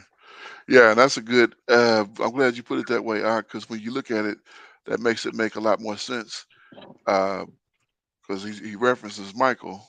We know Michael being one of the messengers of the Most High, uh, and that same reference of him calling him a prince, that is referencing that same prince of the kingdom of Persia. Right. So yeah, that puts that right into perspective when you look at it like that. That's that same exact word. So yeah. Because, I go back to where it talks about how the nations were divided Hmm. and was Yeah. uh so I believe some kind of spiritual power over Persia, but the Most High, he deals with those different powers as we deal with them. Right. Yeah. They work for him. We've You know, mentioned that. We've mentioned that in our study. How where it was told. Basically, it was told that your idol, the one you serve, work for the Most High. I can't remember where we read that at. yeah, con. But yeah, we I remember us hitting that because I was like, you see that? Hmm. Now, I didn't. you No, go know, ahead. I want to say in the new so-called New Testament as well, it talks about those principalities. Uh, uh, the apostle Shaul had cast out a spirit out of a woman that was telling fortunes. You know, she was making her master a bunch of money, and Hmm. they went and complained like to the governors of wherever Paul was at, and they ended up locking him up. So, and I want to say that it was the principalities that we're speaking about that actually went and complained. Uh, okay. I could be mistaken about that, but I want to say that that sounds familiar. Okay. Yeah, we'll have to. We'll definitely have to take a look at that one. Uh, one I'm not familiar with. But I don't know if you was able to hear when we were looking at this when we hit the Strongs here. When you see this prince of Persia, Uh huh. and then you see right here, he said, "But lo, Michael, one of the chief princes." So we know that Michael is representing uh, Angel. right. Hmm. But you see when you see this chief prince right here, see that prince 8269 Uh huh. is the same with this prince, but the prince of the kingdom of Persia. So it's representing them the same. And they both they've got a wicked chief prince then, Exactly. a wicked angel. Exactly. Exactly. And I had heard that, but I couldn't remember it. But it's been such a while back, I didn't remember which word it was. And Galileo said Prince, and then we looked at that Michael, and oh, it referenced that. So that's the same exact word, in Hebrew word for both of them. So Hmm. that's telling you that they're cut from the same, you know what I'm saying, from the same understanding or from the same circumstance. One on the bright side and one on the dark side. They come. So yeah, but yeah, we still at 14. I was about to pick up, but looks like you back. So Oh, indeed. all right. Now verse 14. Now I am come to make thee understand what shall befall your people in the latter days. For yet the vision is for many days. And when he had spoken such words unto me, I set my face toward the ground, and I became dumb. And behold, one like the similitude of the sons of men touched my lips. Then I opened my mouth and spake, and said unto him that stood before me, O my Adonai, by the vision of my sorrows are turned upon me, and I have retained no strength. Salakia. See again here. See Uh-huh. the difference here? Uh-huh. Oh my Adonai. So he's talking to this messenger here, and you see this is the lowercase l. So it's in all lowercase. Uh-huh. All so we've seen all three of these in these last couple of chapters. You've seen the uppercase, the name of the Most High, the Tetragrammaton. We've seen Adonai and with the uppercase, obviously representing somebody who is below the Most High. And now we see all the lowercase. So this could be even a human being with that reference. But most likely we know he's talking to this messenger, but he doesn't reference him in the same reference that he gives the one that he what he was praying. So Uh-huh. yeah, good ideology to see the difference in those ones. Indeed, indeed. Yeah, right. All right, verse 17. For how can the servant of this my Adonai, of this my master, talk with my Slakia? For how can the servant of this my master talk with this my master? For as me, for as for me, Straightway there remained no strength in me, neither is there breath left in me. Then there came again, and then there came again and touched me one like the appearance of a man, and he strengthened me, and said, O man, greatly beloved, fear not. Shalom be unto you. Be strong, yea, be strong. And when he had spoken unto me, I was strengthened, and said, Let my master speak, for thou hast strengthened me. Then said he, Knowest thou wherefore I come unto you? And now I will return, Slakia, and now will I return to fight with the prince of Persia. And when I am gone forth, lo, the prince of Grecia shall come. But I will show you that which is noted in the scripture of the truth. And there is none that holdeth with me in these things, but Michael your prince.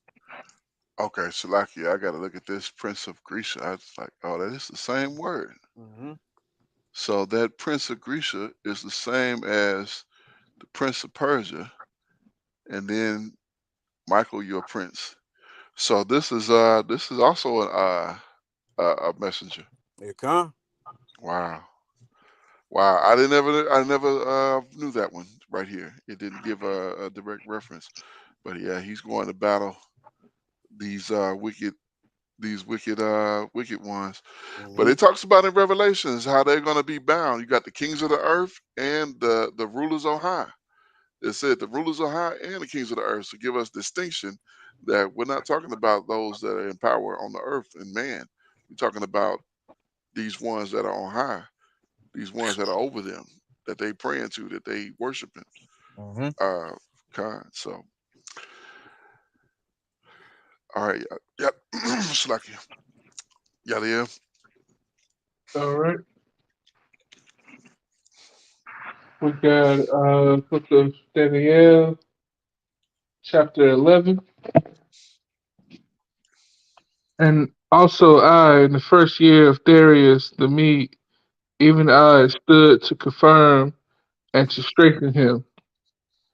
And now will I show thee the truth. Behold, there shall stand up yet 3 kings in Persia, and the fourth shall be far richer than they all, and by his strength through his riches he shall stir up all against the realm of Grecia. And a mighty king shall stand up that shall rule with great dominion, and do according to his will. And when he shall stand up, his kingdom shall be broken, and shall be divided toward the four winds of heaven, and not to his prosperity. No, yeah, that's it.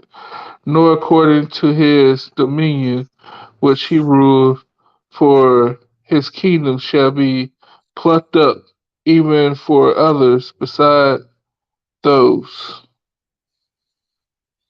And the king of the south shall be strong, and one for his princes, and he shall be strong above him, and have dominion.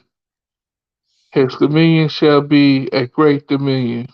All right, Slacky, right there, real quick. I never did get this King of the South, King of the North. I never did get what that was referencing uh in these King of the south, they talking about T.I., ain't right. they? That's how we think of it now. But God. I never did get that in the text though.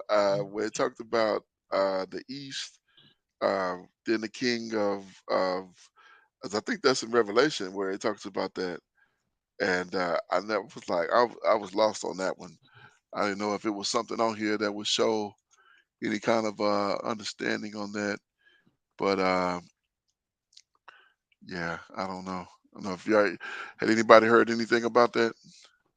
Uh, You had to get quiet on that one and see if he got some insight on it. Here come. no. I'm thinking that that'll be the. Okay, let's continue then. All right. Verse 6. And in the end of years they shall join themselves together, for the king's daughter of the south shall come to the king of the north to make an agreement, but she shall not retain the power of the arm, neither shall he stand, nor his arm, but she shall be given up, and they that brought her, and he that begat her, and he that strengthened her in these times. Yeah, I wonder what they talking about. Yeah. All right here, yeah. At the end of the time, she shall join themselves together. The king's daughters of the south shall be the king. Yeah, I'm not for sure about this one either. Like I said, we'll have to get one of these brothers versed in prophecy to kind of go into this one. Like I I mean, said, I feel like the union, like if you bringing two kingdoms together, oh, daughter of a kingdom marries into uh, the man of another kingdom, the man will usually take power over both kingdoms. hmm. Well, yeah. I mean, that's possible, but she will not retain the power of the arm, neither shall he stand, nor his arm, but she shall be given up. And they that brought her, and he that begot her, and he that strengthened her in those times. Yeah, I don't know. I don't have a clue. On that, I'm like, nah, It sounds I, like whoever she's the daughter of is gonna take control of both places. so they would marry her and take her father's, and but what? Well, yeah, that could very well be the case, and that's if that's dealing with It sounds like an unusual situation. yeah, because my thought would be where the son at, because the son should have the, but if he didn't have any sons, Right. just the daughter. So Like I said, like if you don't got a daughter, you marry your daughter of whoever she married, he's gonna be taking over your kingdom as well.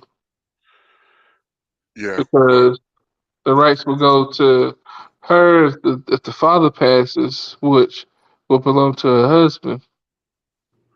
yeah, that takes us back to the daughters of Salafahid, where they went to Moshe was like, should we not get inheritance since our fathers have no son, since our Right. father has no son? Then yes, they said to let them marry within the tribe of their father, so that the inheritance is not passed from tribe to tribe.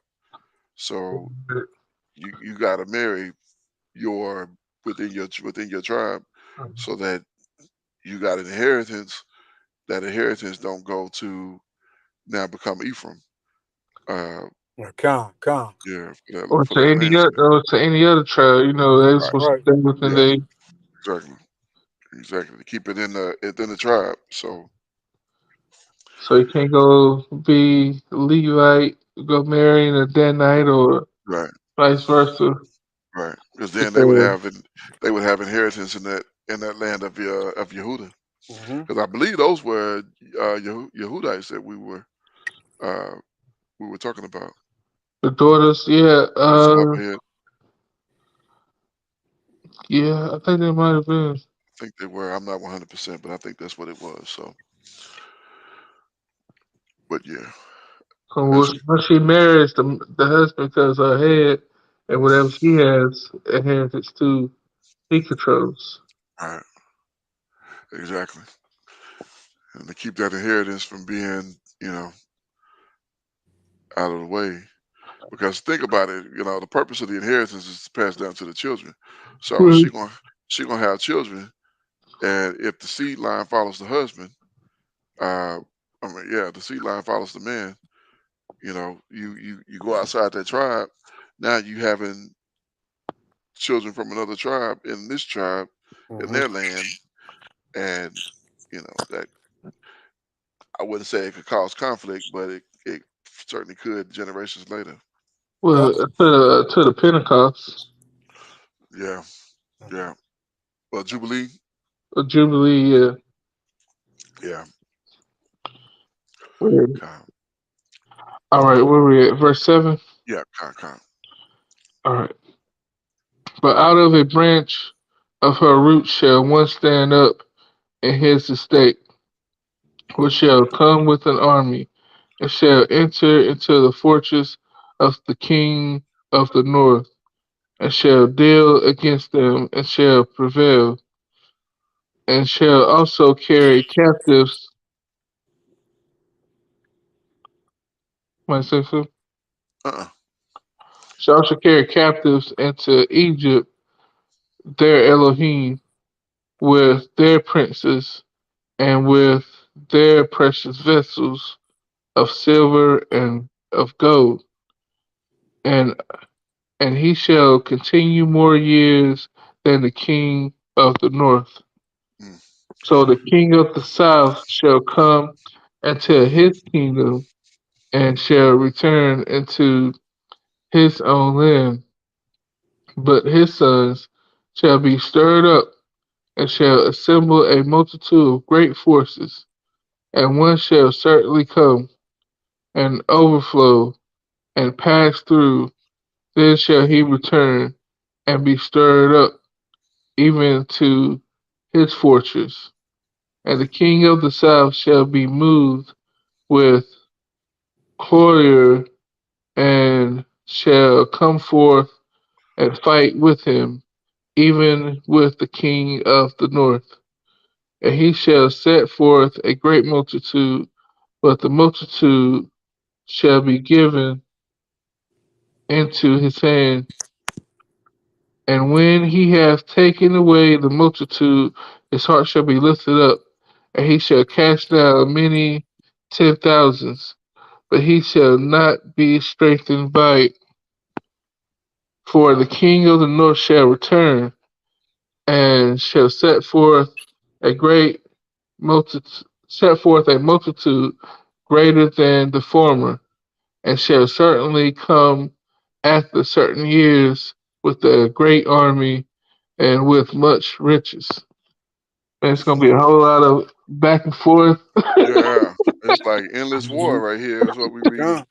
Like back and forth. between the north and the south. One person get taken down, the other person, somebody else come back with even more. Right. Wow. Verse 14. And in those times there shall be many stand up against the king of the south. Also, the robbers of thy people shall exalt themselves to establish the vision, but they shall fall. So the king, oh, so they, whoever this is, the robbers of thy people shall exalt themselves to establish the vision, but they shall fall. Hmm. So it sounds like somebody gonna be trying to uh, play out this prophecy like it's come to pass, but they ain't gonna succeed. Well, no, I think it's saying it says also the robbers of your people shall exalt themselves to establish the vision. So like they're gonna you're gonna see it's gonna be like what you saw in the vision to establish the vision, like what you saw in the vision, uh, and uh, and they shall fall, but they shall fall. That sounds like in contrary to, right? Like if they try to establish the vision, I don't know. It feel like to me like they try to make it put it as the vision is, but they're not the ones who are supposed to do it, so they should fall. You That's an make sense? interesting perspective. Yeah, that's an interesting perspective. Uh, yeah, that makes the picture a little bit clearer. Uh, So yeah, my mind just went to Jerusalem, Yeah, and yeah, yeah. Well, interesting. They shall fall.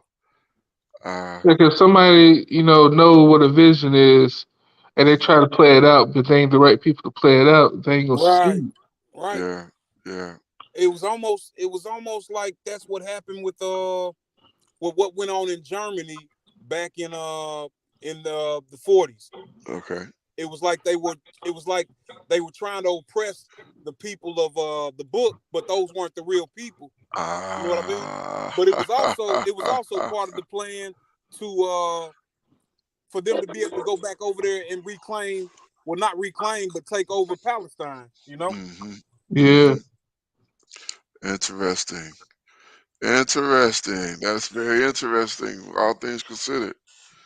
yes, yes, indeed. Indeed. All right, verse 15.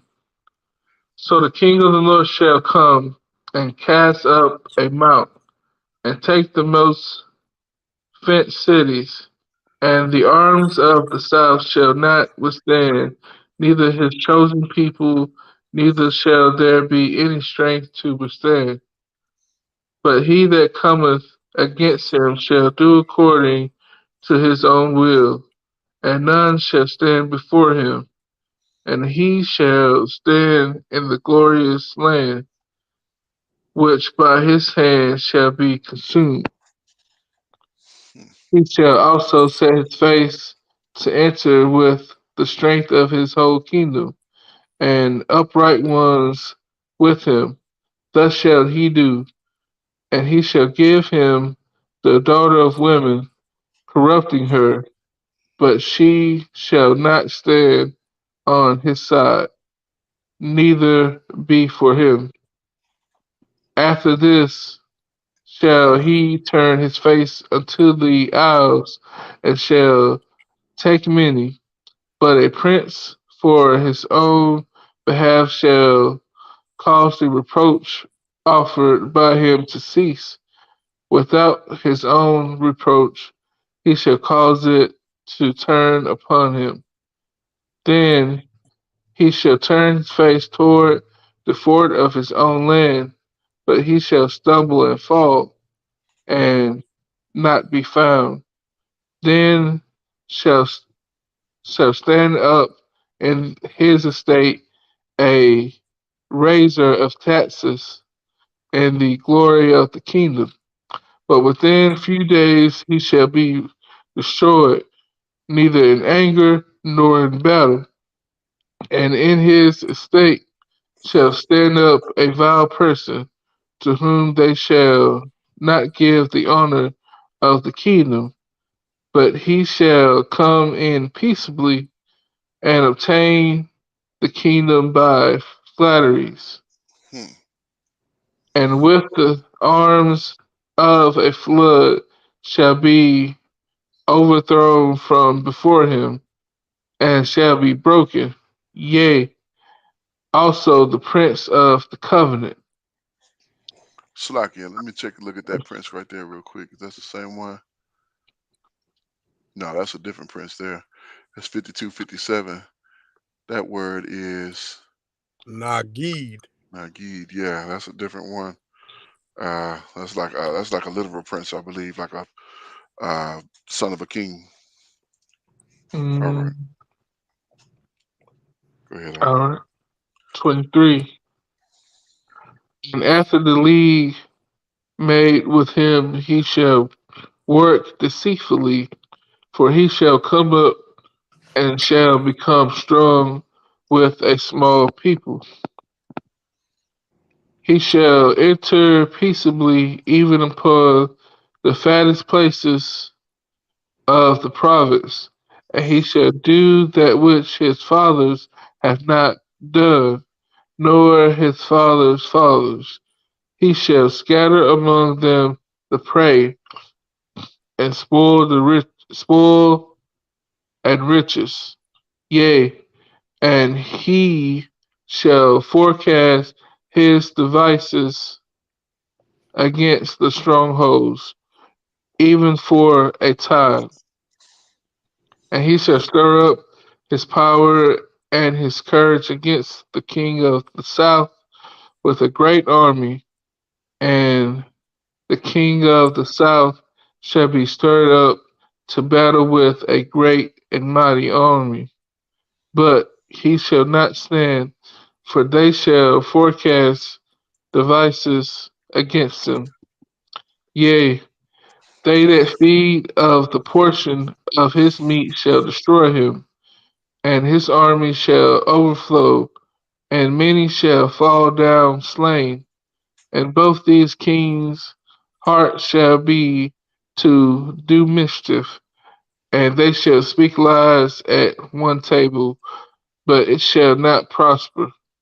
For yet the end shall be at the time appointed. Then shall he return unto his land with great riches, and his heart shall be against the holy covenant, and he shall do exploits and return to his own land. At the time appointed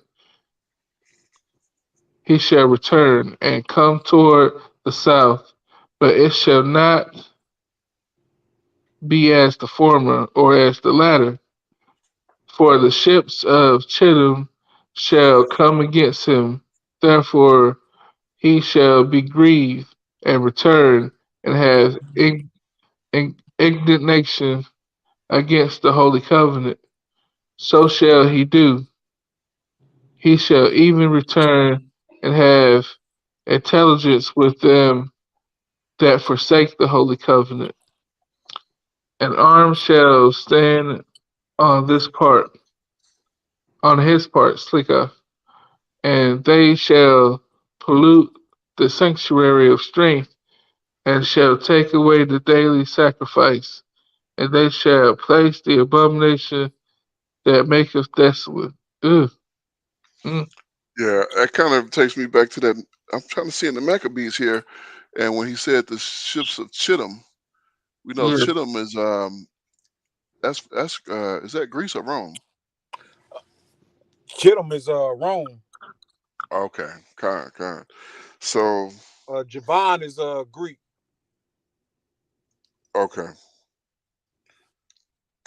okay, okay. Well, yeah. Let's continue here. I'm Uh, yeah. 32. And such as do wickedly against the covenant shall he corrupt by flatteries. But the people that do know their power shall be strong and do exploits.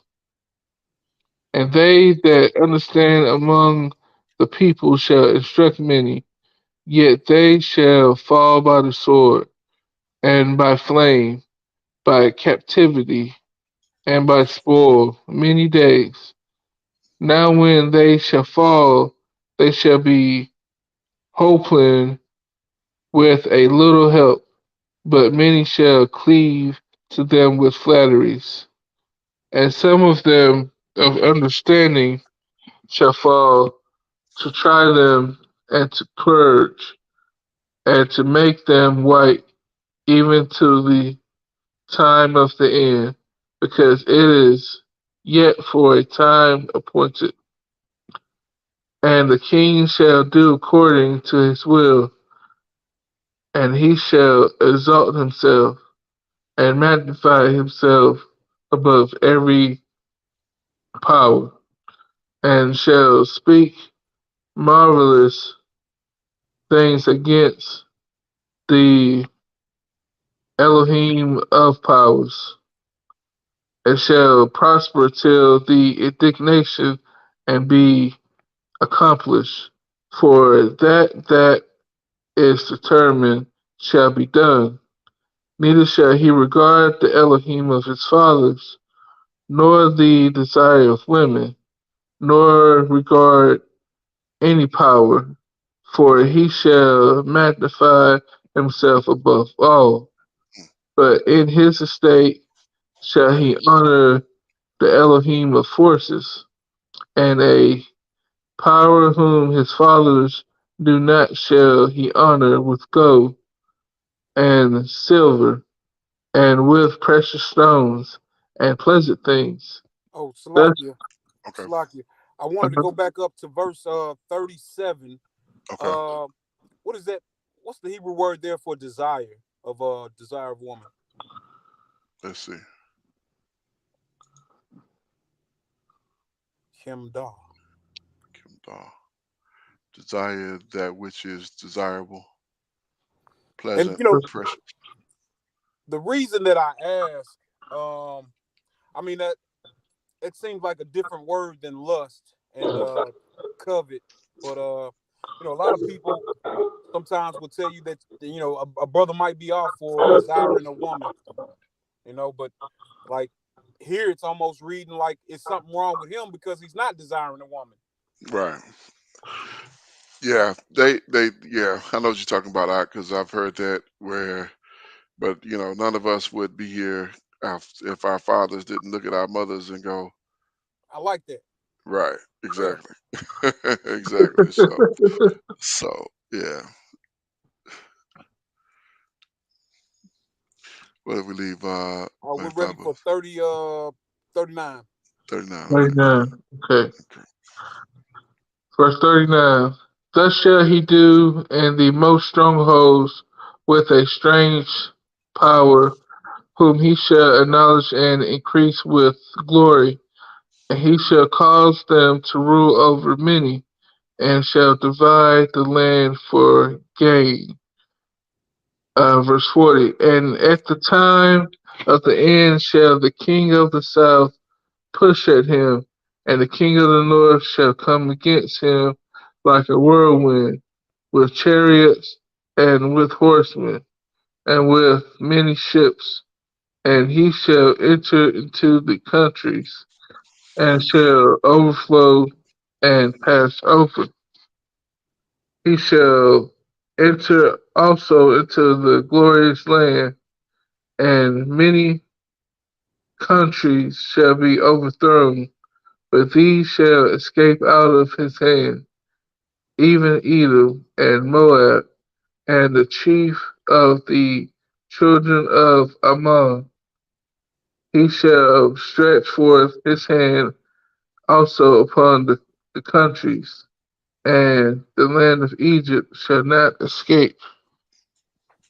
But he shall have power over the treasures of gold and of silver, and over all the precious things of Egypt, and the Libyans and the Ethiopians shall be at his steps. Hmm. But tidings out of the east and out of the north shall trouble him. Therefore he shall go forth with great fury to destroy, and utterly to make a way many. And he shall plant the tabernacles of his palace between the seas in the glorious holy mountain. Yet he shall come to his end, and none should help him. Hmm. So interesting. In this last little bit here, we get a couple of people named here, or a couple of nations, I should say. Right in 41, he shall enter into his glorious land, and many countries shall be overthrown, but those shall escape out of his hand, even Edom and Moab, and the chiefs of the children of Ammon. So we got Edom, Moab, and Ammon named. They're going to be the ones to escape from this particular one.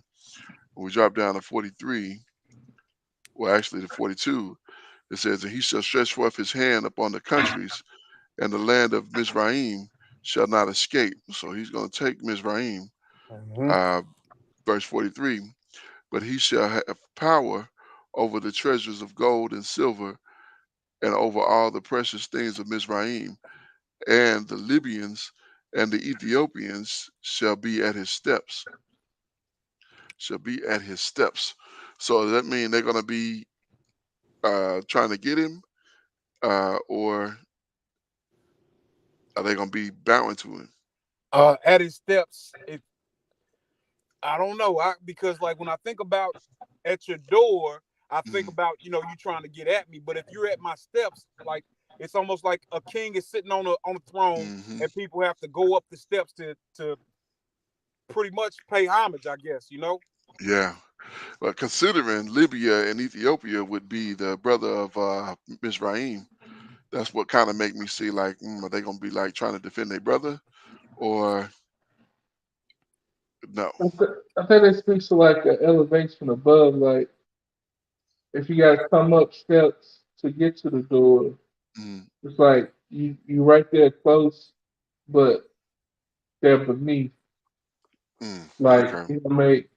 if Egypt's gonna be the stronghold, like the Ethiopians and the Libyans are gonna be lesser than, Mm, but okay. they're right there next to it. Mhm. Okay. Okay. I was curious about that. I wasn't 100% about that. Uh, well, let's go ahead and finish this out. We probably have to come back to this book when we have some somebody better studied than what we are because this is some good information. And I know we're leaving a lot on the table. On the table, I forgot. I ain't read Daniel in a long time. Forgot how right? much is in here. Right, right. Yeah, I haven't looked at those lessons. I'm going to go back and look at some of those old lessons. The fourth beast and um, what's the other one? Definitely that fourth beast. I think that'll definitely give us better insight on that. We can get uh, we can get that icon here. I think that'll be definitely a barakah for us as well. Con. Let's go ahead and finish out chapter 12 here. I think it's just a few, yeah, just 13 verses here. The All time of the right. end. Book of Daniel, chapter 12, verse 1.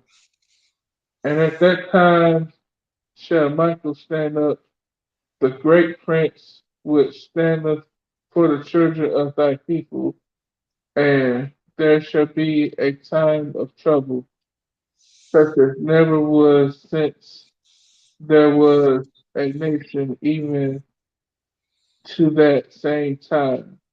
And at that time thy people shall be delivered, everyone that shall be found written in the book. Hallelujah. Hallelujah. Yeah. Hallelujah. Indeed. Whew. Hallelujah. Waiting on that day. I hope my name in that book. Oh, Yahuwah, please let my name be in that book. Let my Yes, name be sir. in that book. All praises. And many of them that sleep in the dust of the earth shall awake, some to everlasting life, and some to shame and everlasting contempt. And they that be wise shall shine as the brightness of the firmament, and they that turn many to righteousness as the stars forever and ever. But thou, O Daniel, shut up the words and seal the book, even to the time of the end. Many shall run to and fro, and knowledge shall be increased. Then I, Daniel, looked, and behold, there stood other two, the one on this side of the bank of the river, and the other on that side of the bank of the river. Slika. And one said to the man clothed in linen, which was upon the waters of the river, how long shall it be to the end of these wonders? And I heard the man clothed in linen, which was upon the waters of the river, when he held up his right hand and his left hand unto heaven, and swear by him that liveth forever that it shall be for a time, times and a half. And when he shall have accomplished to scatter the power of thy holy people, all these things shall be finished. And I heard, but I understood not. Then said I, O my master, what shall be the end of these things? And he said, Go thy way, Daniel, for the words are closed up and sealed to the end of time. M- Many shall be purified and made white and tried, but the wicked shall do wickedly, and none of the wicked shall understand, but the wise shall understand. And from the time that the daily sacrifice shall be taken away, and the abomination that maketh desolate set up, there shall be 1,290 days. Blessed is he that waiteth and cometh to the 1,305 and 30 days. But go thou thy way till the end be, for thou shalt rest and stand in thy lot at the end of the days. All praises. Wow, Hallelujah. that is yeah, that's some heavy knowledge right there. And interesting stuff. So wow, okay, all praises. I don't know, Uh verse 10 there, you think that's a reference to, I don't know if you remember in Revelations where it talks about those who die in the name of the Most High will be the first to receive their white robes. uh let's read it again. It says, many shall be purified and made white and tried, but wicked but the wicked shall do wickedly, and none of the wicked shall understand, but the wise shall understand. Um,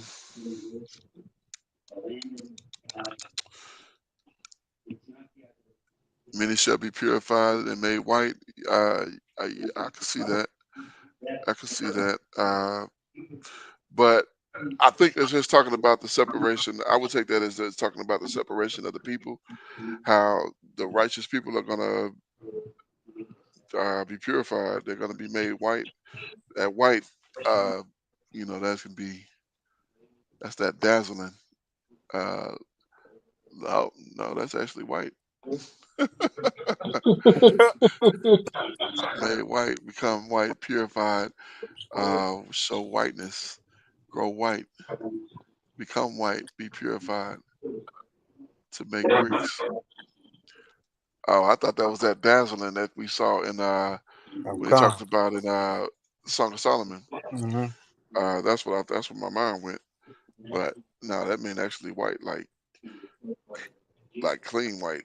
Uh, so Pure. hmm, yeah, yeah, yeah. So uh,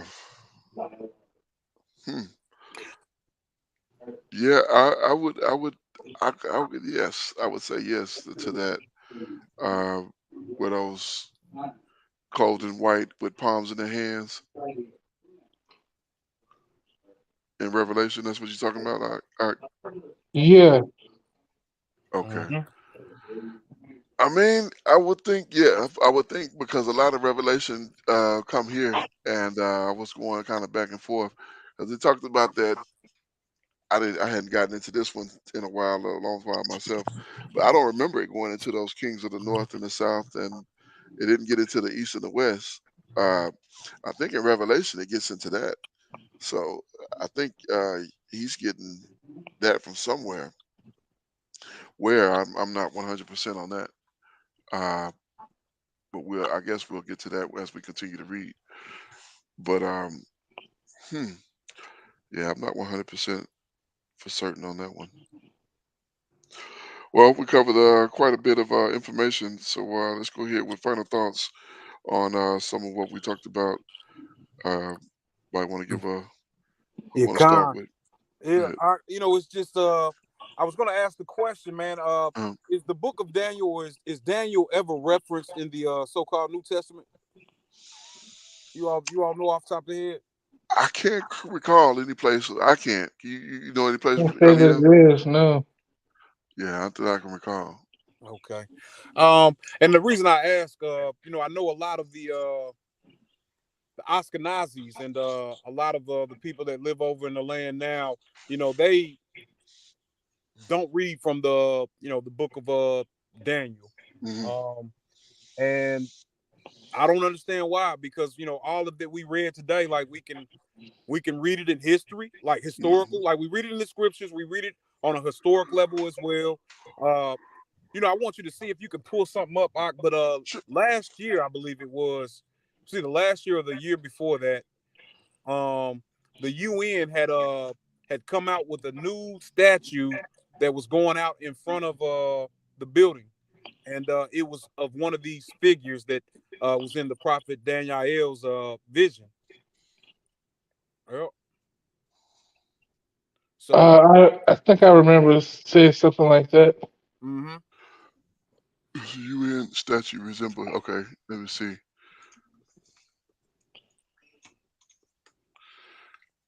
So when I put it in, I searched it. Is the medium.com says, does the UN statue resemble the end of the end time beast? And kind of look at the go to images. Okay.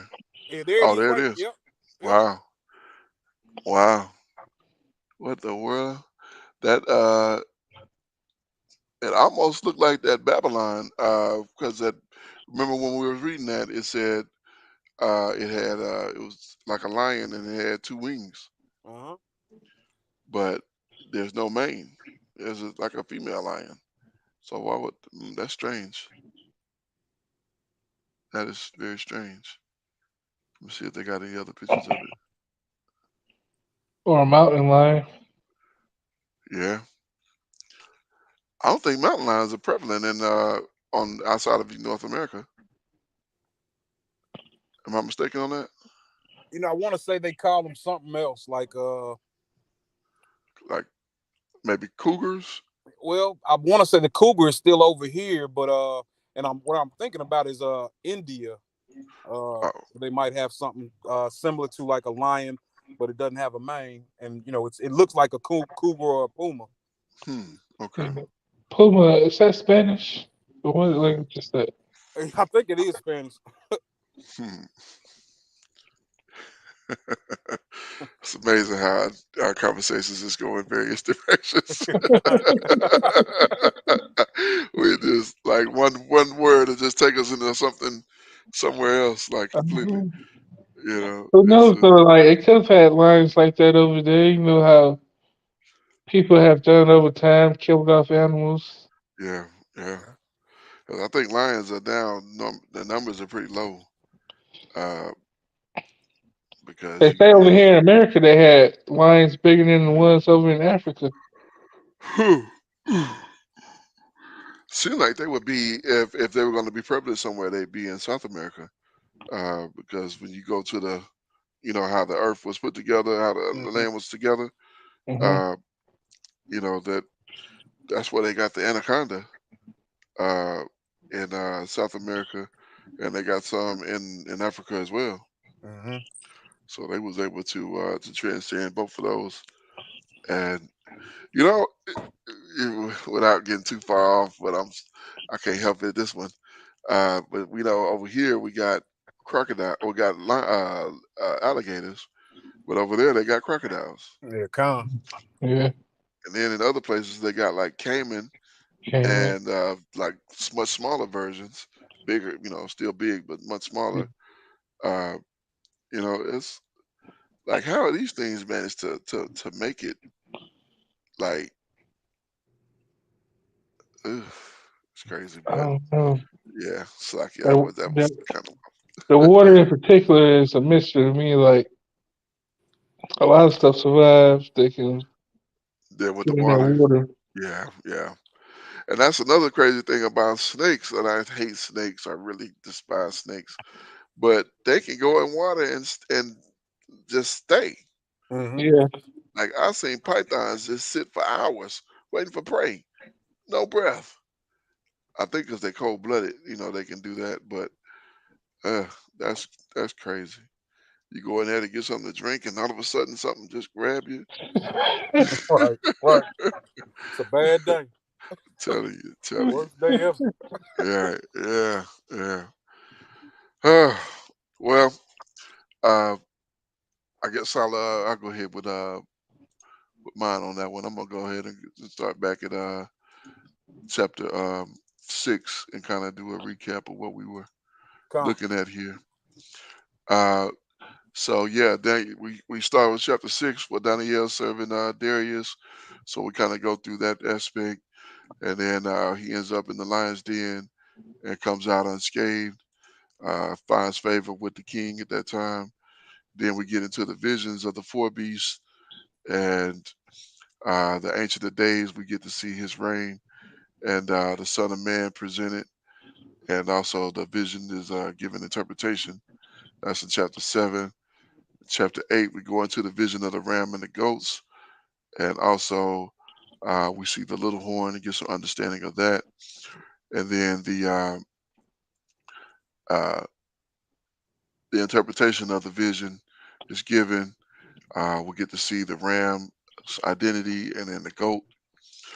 And into verse chapter 9, we get Daniel's prayer for his people, and Gabriel brings an answer. And then 70 weeks and the Messiah, we go into that understanding. Chapter 10, we go into Daniel is terrified by the vision. Daniel is comforted. And uh, chapter 11, we get conflicts to come, as well as I think that's it. Actually, in chapter 11, yeah, we just get into those conflicts, and then we close out with the time of the end, and that's it. So I don't know if I was mistaken, but I was thinking that Daniel, uh, wouldn't he end up? I thought he got put to death. You know, I don't know if we hear the end, if he returned or not, but I was under the impression he got put to death because somebody had wanted him to do something, and he did it, and they had him executed. Um, was that maybe is that in Greece? hmm, I'm not sure who that was. I I wonder was don't that. know. I thought it was in this book, but no, we didn't. That's what I was saying yesterday when we was reading earlier, because I was under the impression that they was gonna basically they was gonna put him in a position where he would been he was gonna be put to death, but we didn't read that in this book of Daniel. You thinking about So John the Baptist? no, I mean yeah, I'm familiar with that account. Him being put to death, by beheading. That man's niece stands for him. That Edomite niece stands for him, and he said, "I'll give you up to half of my kingdom." And she said, "I want the head of John the Baptist." And he was like, "What?" He didn't want to do it, but he sent the executioner, and they delivered the head of John the Baptist to her. Like, dang. Then when Hamashiach heard it, he just kept on like it had to be done. Con. Like, wow. So, yeah, that was deep. Well, I ain't gonna say it. I'll wait till we get there. Oh, to that point. Yeah. Well, go ahead with final thoughts so we can close it on out. Uh, Final thoughts. As it's, I haven't read Daniel in so long, like in entirety. I forgot how much was in here. So refreshing. I'm gonna definitely have to do some independent studies on some of this stuff and try to figure out what's going on. Mhm. Um, but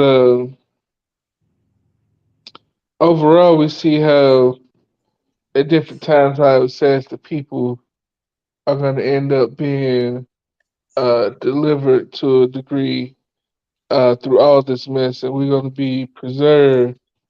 You know, Mike's had some casualties, like we always have casualties, but never just like he promised before. We'll never die out, and Mhm. that's evident that we see Mhm. here through all these battles, all this back and forth of different kings and princes rising up and kings falling. The people will withstand. That's why I feel like we're so much. Even nowadays, we have the greatest feats. We have the greatest athletes Mm-hmm. because we've been through so much and we've Mhm. been tried and tested. Mhm. And the strong has survived. The strong has pushed forward.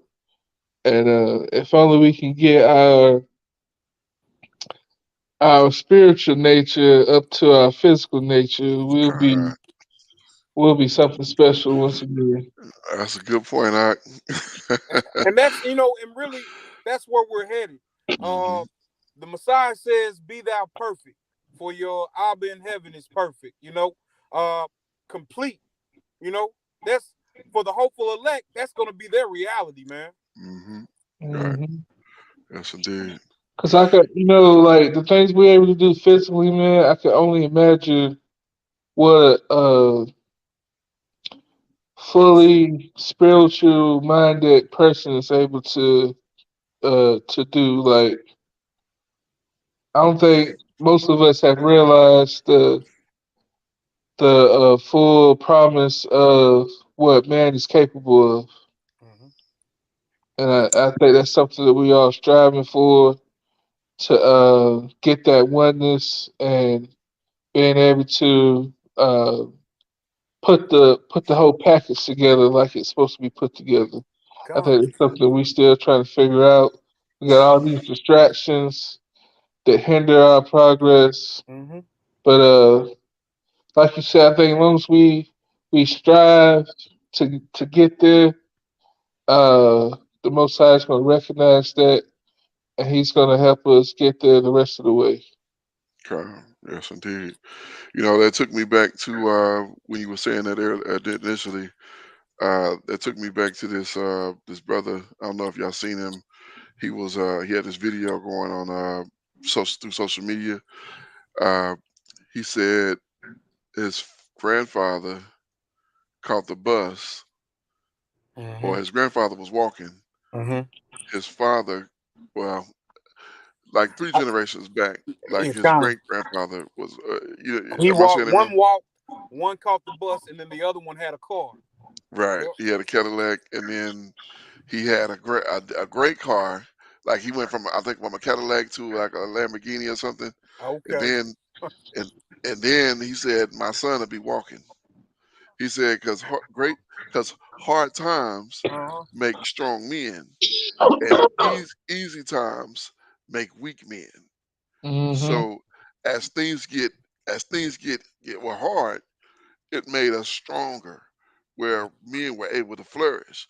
So as we got stronger, we made times easier, and that made our children softer, and were doing they got weaker, and so he said my son would be walking again on the bus or one of them. I can't remember exactly how he said it, but yeah, that was like a great analogy to which made a lot of sense. I mean, the way he put it, I just can't get it completely right in my mind. But yeah, one was walking, one was on the bus, one had a car, and then one had like a amazing car, and then his son. He said, "My son will be walking again," because I've made times too easy.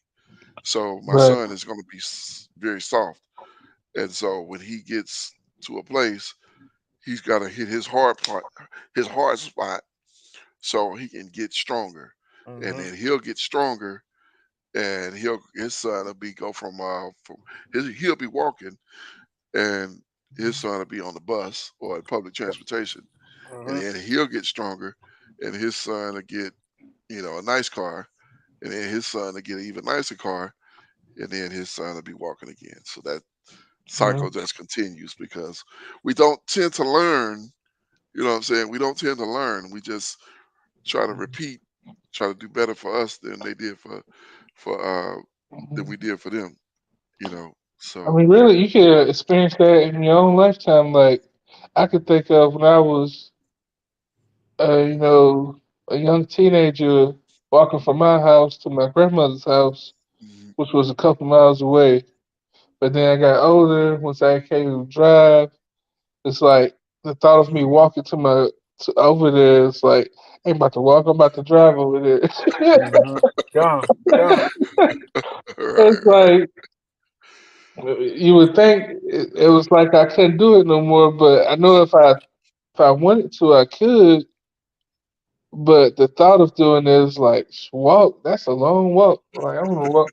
But it was times during the summertime, I used to walk over there every day. It was like nothing, like, right. because I wanted to go over there and do stuff, because I had a lot of friends over there. So, like, it's like, where you going? I'm about to walk over grandma's house. Like, okay, I walk over there.